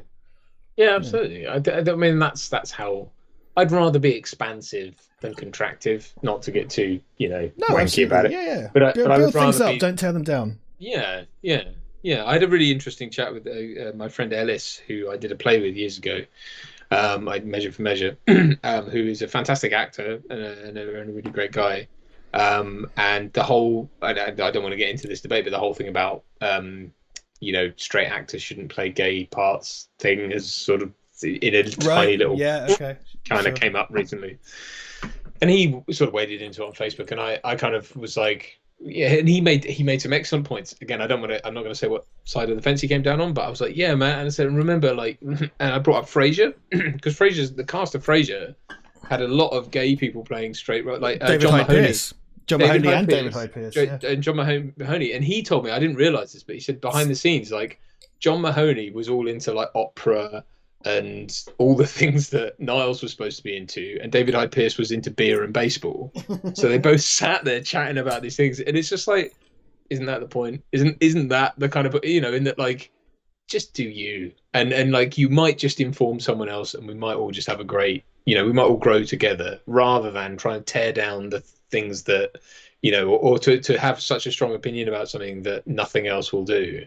And I think that's, and I think that's really important when it comes to like filmmaking, is like, just draw on everything, don't include, and then you'll have, and that's, I'm not making any political bones about this. I just think it's like be a broad church, and that's probably how you'll get a bigger audience. I mean, look at this, look at the Bodysnatchers, look at modern cinema. I think if you're the broadest, not in a spreadsheet cynical way, not in a like teenagers are like explosions sort of way, but like in an artistic way, in who you're talking to and your subject matter, and if you're smart about it. I mean, that, Bodysnatchers is the perfect example of that, and I think there you go. I'll dismount from my high horse. No, please, because Floyd's come up with something great, because Floyd was on the gaming chat on Saturday, and he said that he'd sat down to watch DC Cab, which obviously is a film that I love and stuff.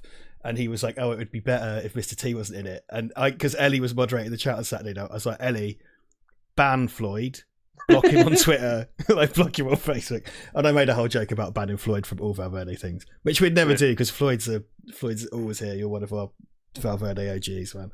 But Floyd's brought up, I was just like, and I kept revisiting that joke, going like, we have to ban Floyd because he thinks there should have been less Mr. T in DC Cab. Sam Montgomery gives £2. Agree 100%. Media should open discussion, not close.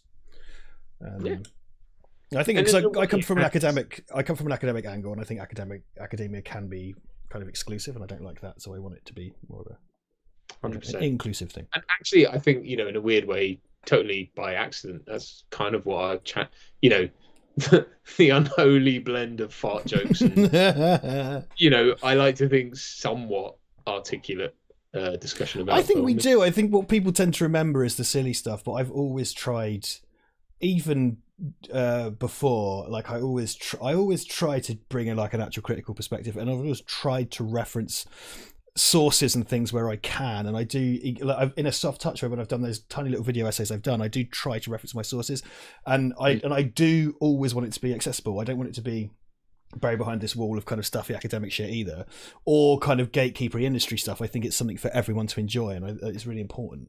Kurosawa and queefs, my friend. Dude, that is the best that is the best strapline ever. Yes. I love it. It's just this fire and ice, oil and water, Kurosawa and queefs.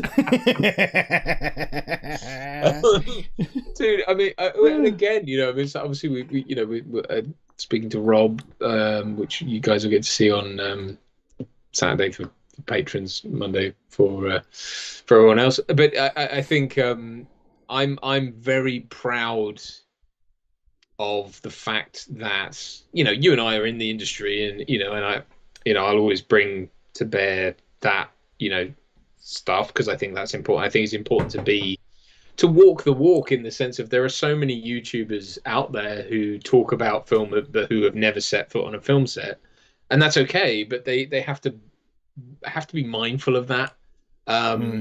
Whereas I think I genuinely have been on film sets, big and small, as have you, and it's like it doesn't make us more authoritative. It's just that's our perspective.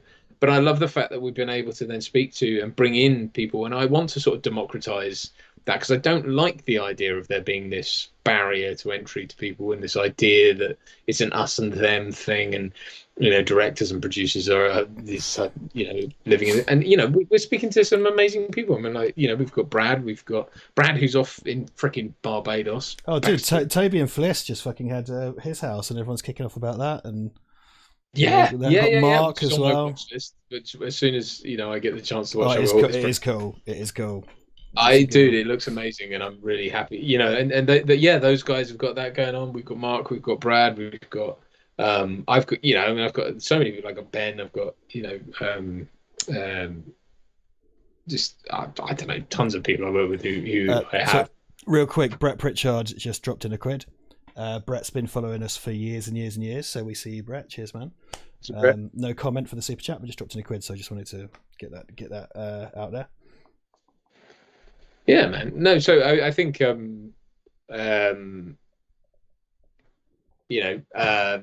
Rob as well. Rob, who's come to us completely organically, who works on like the biggest movies ever. Yeah, so like some really, really huge contemporary shit Rob's done. Exactly. So that video is going to be really interesting for you guys when it drops, I think. That's some really big stuff. Yeah, man. But I think as well, like, I try and think about when I speak to people, like when I've done all those chats, and when you've done those chats, and when we spoke about it ourselves, I try and answer questions that I think I would want answered as someone wanting to get into the industry, but being faced with this kind of wall of not rhetoric, but sort of stuff that doesn't really speak to me. I think it's really important that we kind of speak to people and let them understand that they can. You have to be good and you have to be competent, and it's I'm not going to dress up that side of it, but I think it should be open to people who are genuinely great. And Rob, I mean, I don't want to spoil it, but Rob was someone who kind of muscled his way in, I think, just through sheer talent and through hard work and putting the hours in. But like you said, I mean, he straddled that era of animation into CG, and he did it. He was like, shit, I have to get skilled up in this area. So shit, and he just took it on himself to be the best at a thing, and that's what got him in the door. So yeah, brute force it in. That's I did that. Oddly enough, spoke to Mark yesterday, Mark Price, And one of the things, Mark's like a working director. You've worked together. I think you two have like a professional friendship initially, and then just kind of a friendship. Me and Mark we didn't really work together. I've been in one of his films, but I wouldn't call it working together. We met at the same time. You and I met him at the same time. What is that? The first time you met him? Yeah, in London. I didn't know that. Oh, yeah. I thought you guys were already mates. Okay, well, no.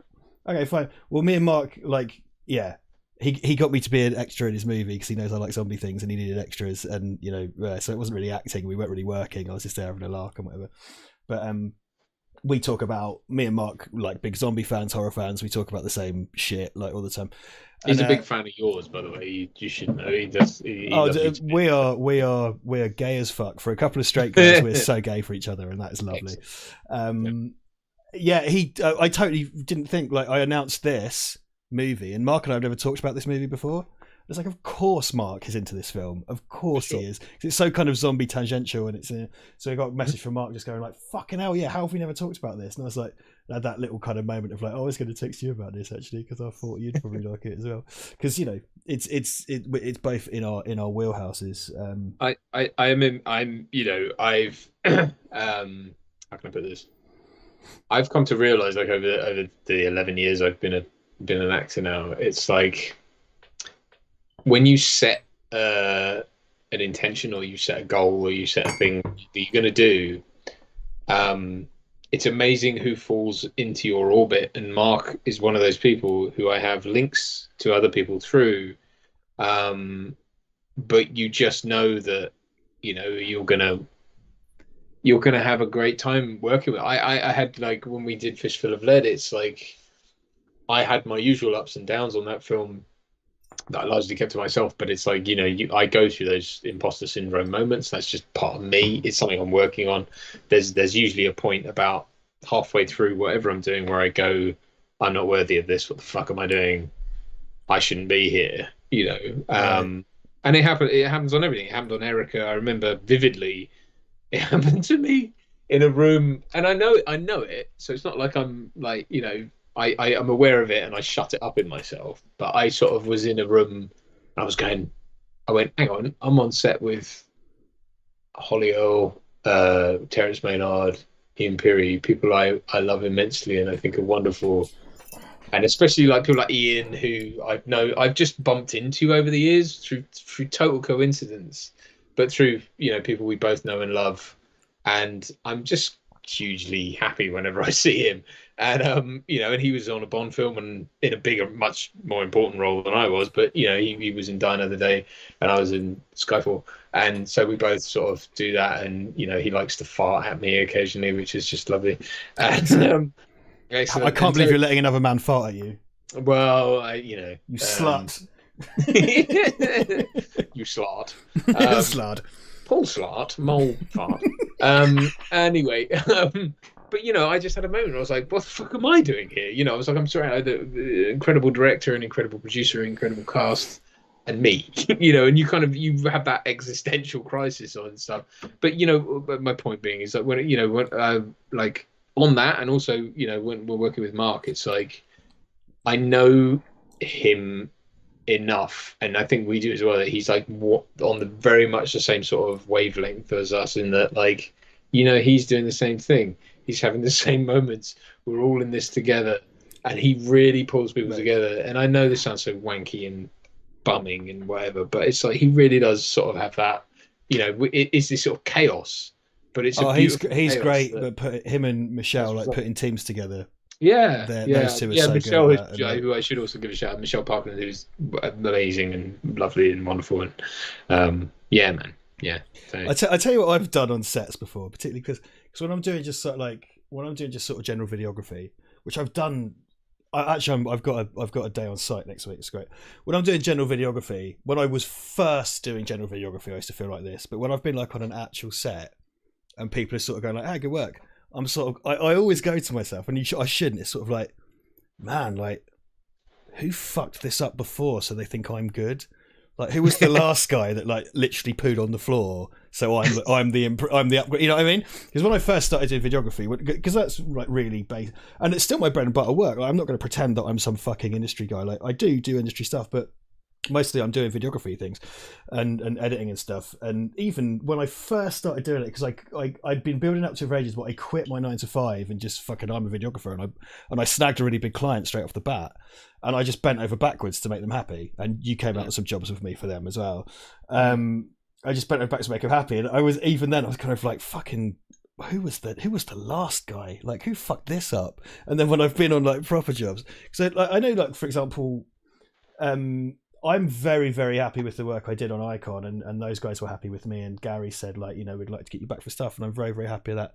And I spent the first week of that going like who fucked this up before? Like, and it's not, no one did, Do you know what occurred to me today while I was hurriedly walking through Tesco looking for Brita water filter, excellent cartridges? Was it just dawned on me, this idea of imposter syndrome. I was like, do you know what it is? It's the fact that you are so in sync with what you're doing. It's so it taps into your innate abilities so well that it feels so easy that you think, I'm going to get found out here. This isn't work.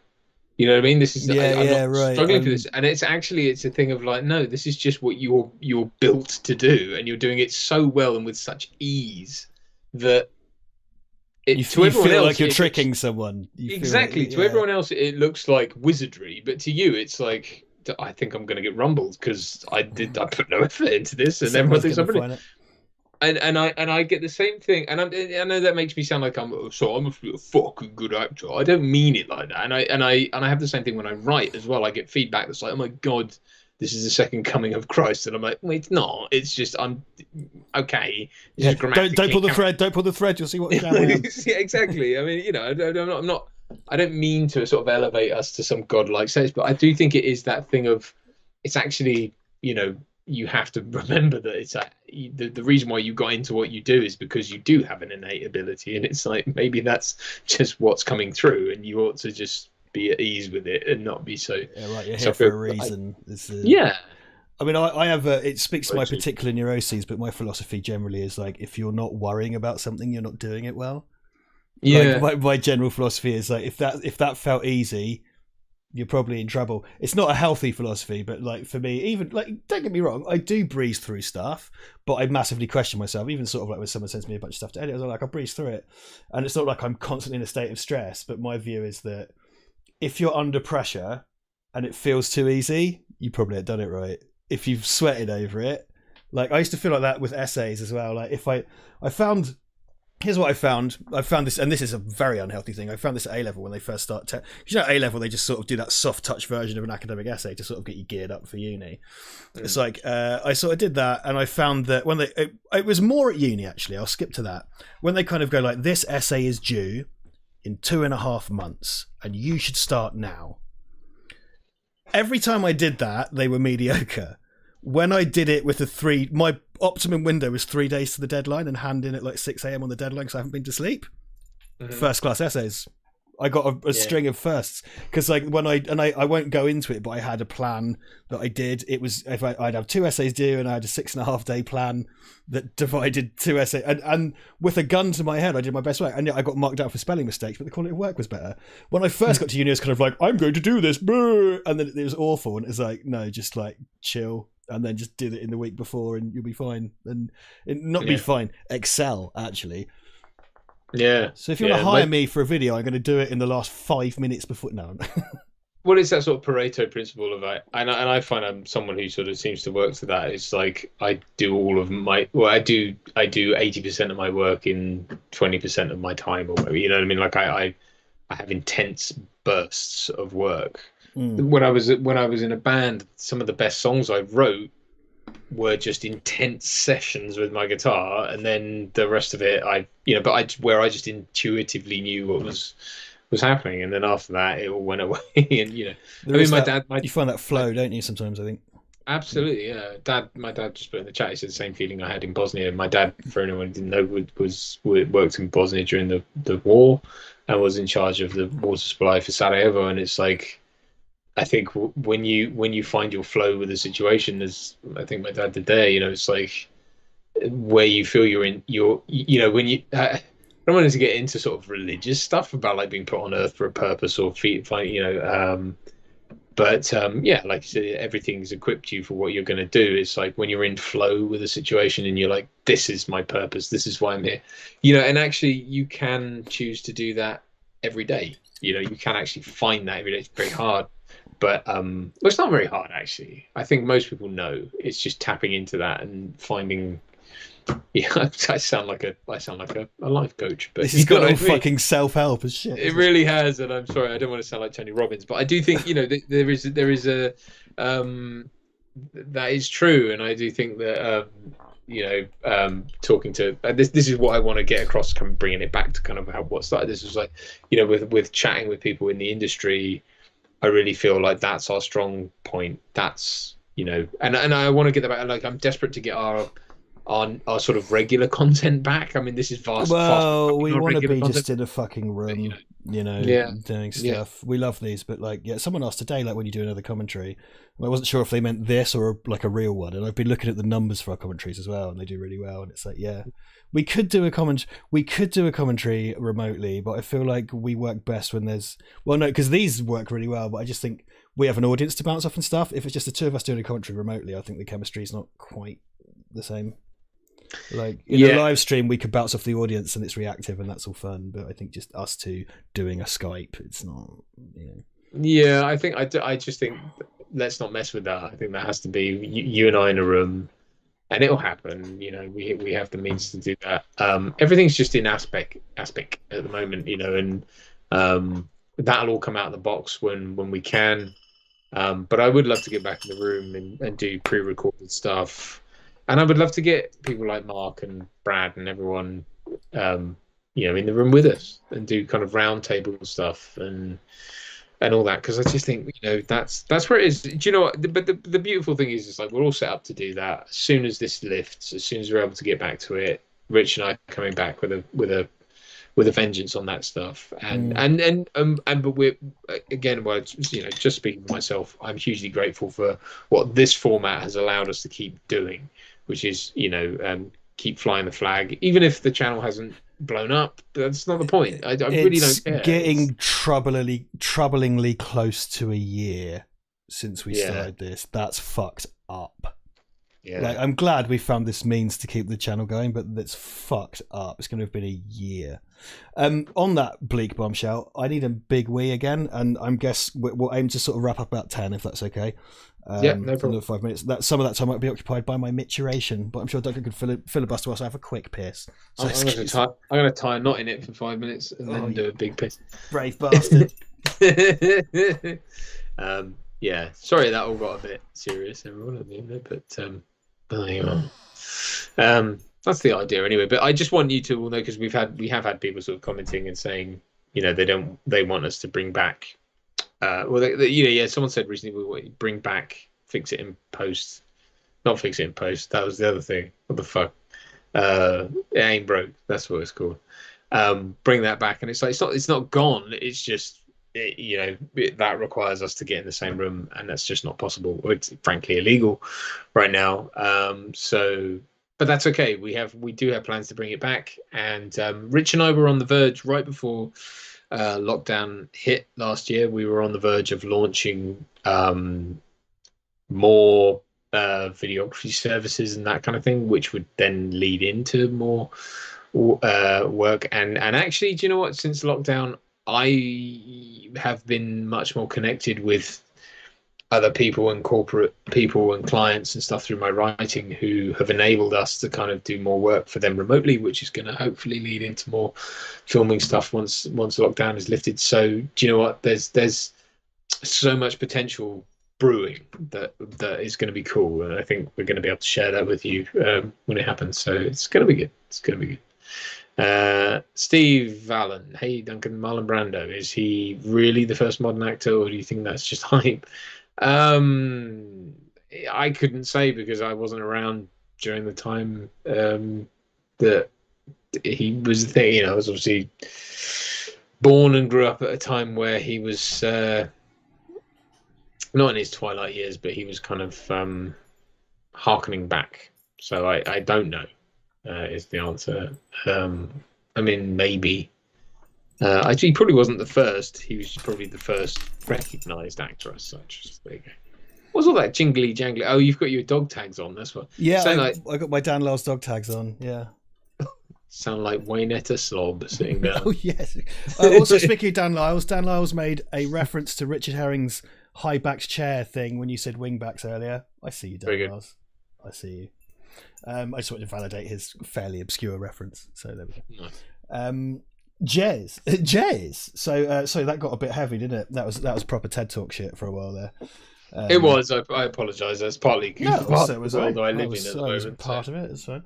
Yeah. Well, I seem to, every time I do a stream, I tell everyone that I'm back off to the airport next week, and that's what I got coming up. So it's kind of good.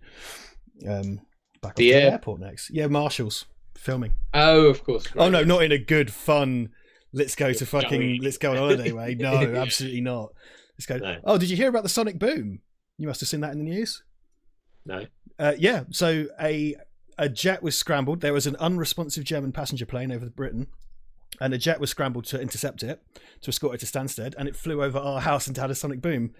It flew over Cambridge, but I stepped out the house just to see the vapor trail, so it went directly over here. So we was one morning, I think I was just sort of getting a cup of tea, and there was this massive bang, and it was like, fuck, have we been bombed? And I walked outside, I was like, oh, I think it was a jet. And then on Facebook, it was all like, yeah. So they heard it as far as London. Like, people had windows shaken out of their frames in some of the older houses and stuff. Oh, I didn't hear that. A very similar thing happened to. So years ago, I was back playing video games with my mate Jimmy when we lived in Oakington, which is Cambridgeshire Village, and I'm not kidding. We were I think we were playing video games or watching a DVD or something, and the whole house just went. There was this bang, and the whole house like shook, and it felt like a lorry just crashed into the house.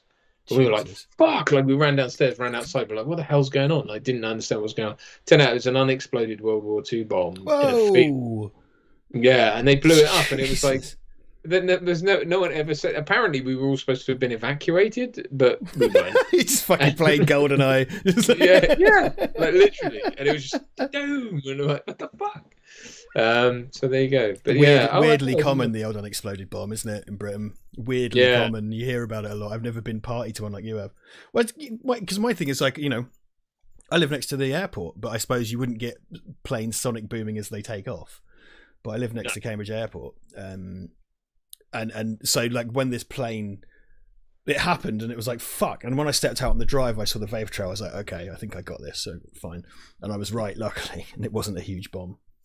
But my brain kind of went, oh, it's because you live next to the airport. And then later on, it's like, well, no. They don't just go on the runway and go, bah! Like that. They have to, like, there's a real thing they have to kind of build up. You don't just do that. But yeah, that was insane. It was like, it felt like when like a big stack of paper falls on the floor, but times a million. It was the feeling of the whole ground having, because the sound barrier. And dude, the vapor trail was just like above the house. It's crazy. So it's like this. It's pretty insane, all these sort of forces that we don't understand that happen. And, you imagine if you could ever exceed the time barrier or the light barrier, sorry, I should say. But, so what the fuck then? That's, yeah. Steve Allen says, I was wondering if Richard not even heard that. We did. But yeah, no, it's mad, isn't it? Those kind of, it's like sound barrier and stuff. It's bananas, and there's all that.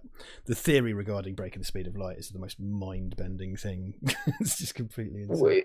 Well, because it basically boils down to being impossible. Essentially, it's like one of those you can fart around with physics, but basically it's impossible because the amount of energy required to push you. It's that law of diminishing returns of like you can't ever get there because you just have to put more and more energy into the point where you couldn't. Whether the human body could survive and so on and so on. Oh well, a human probably couldn't be party to it, but even still, you can construct a thing that could do it because it requires too much. Yeah, I mean, it's kind of sad because it means we'll never really get to explore. But I don't like to think about that too much because I like Star Trek. Rory Woods is here. Hey, go check out the Wiz Talk podcast. We have guested with him before. Funny guy. Always good to work with, and it'd be good to get you on, man. Actually, I have said that before. We just lurch from stream to stream. I think he'd be a great Risky Quizness guest. Yes, because he's a comedian and he's therefore funnier than us, and it seems to create this strange situation where like we're only having guests from Northern Ireland. That's all it's about. Yeah. Brett Pritchard. One night I was sat in my study watching The Thing, and a car actually did crash through the wall of my building. Fuck. That's some 4D shit. Micah Brooks is here. Micah, you did say hi. The mighty Micah Brooks is here. Hey man, how you doing? If you can check out Micah, he's an incredible artist. Yes. Him and Dan Lyles are going to fight in a car park with a broken bottle to see to see who is the best. The resulting blood spatter will be quite exquisite. Even an it's like artistic, the Mona Lisa, just on the... an artistic arterial spurt by the loser,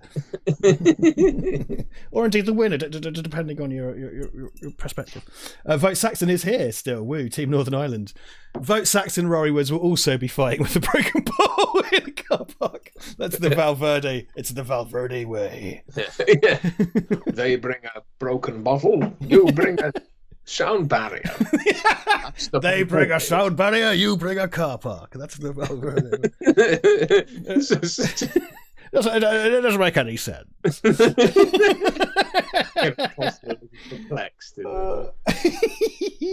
Well, should we call an ending to this meeting of the Midnight Society? Let's do that. I sort of want to do.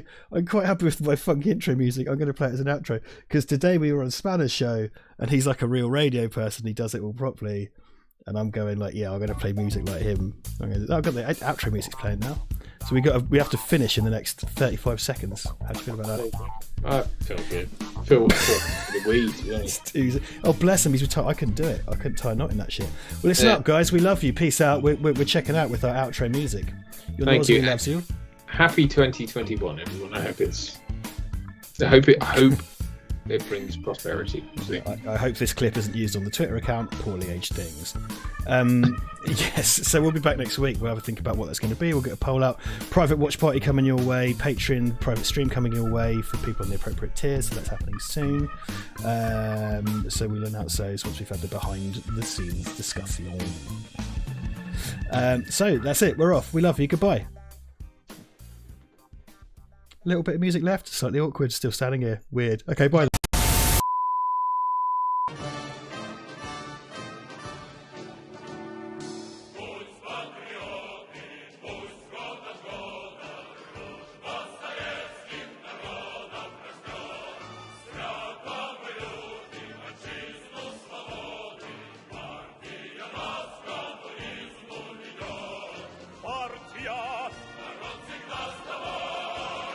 Partia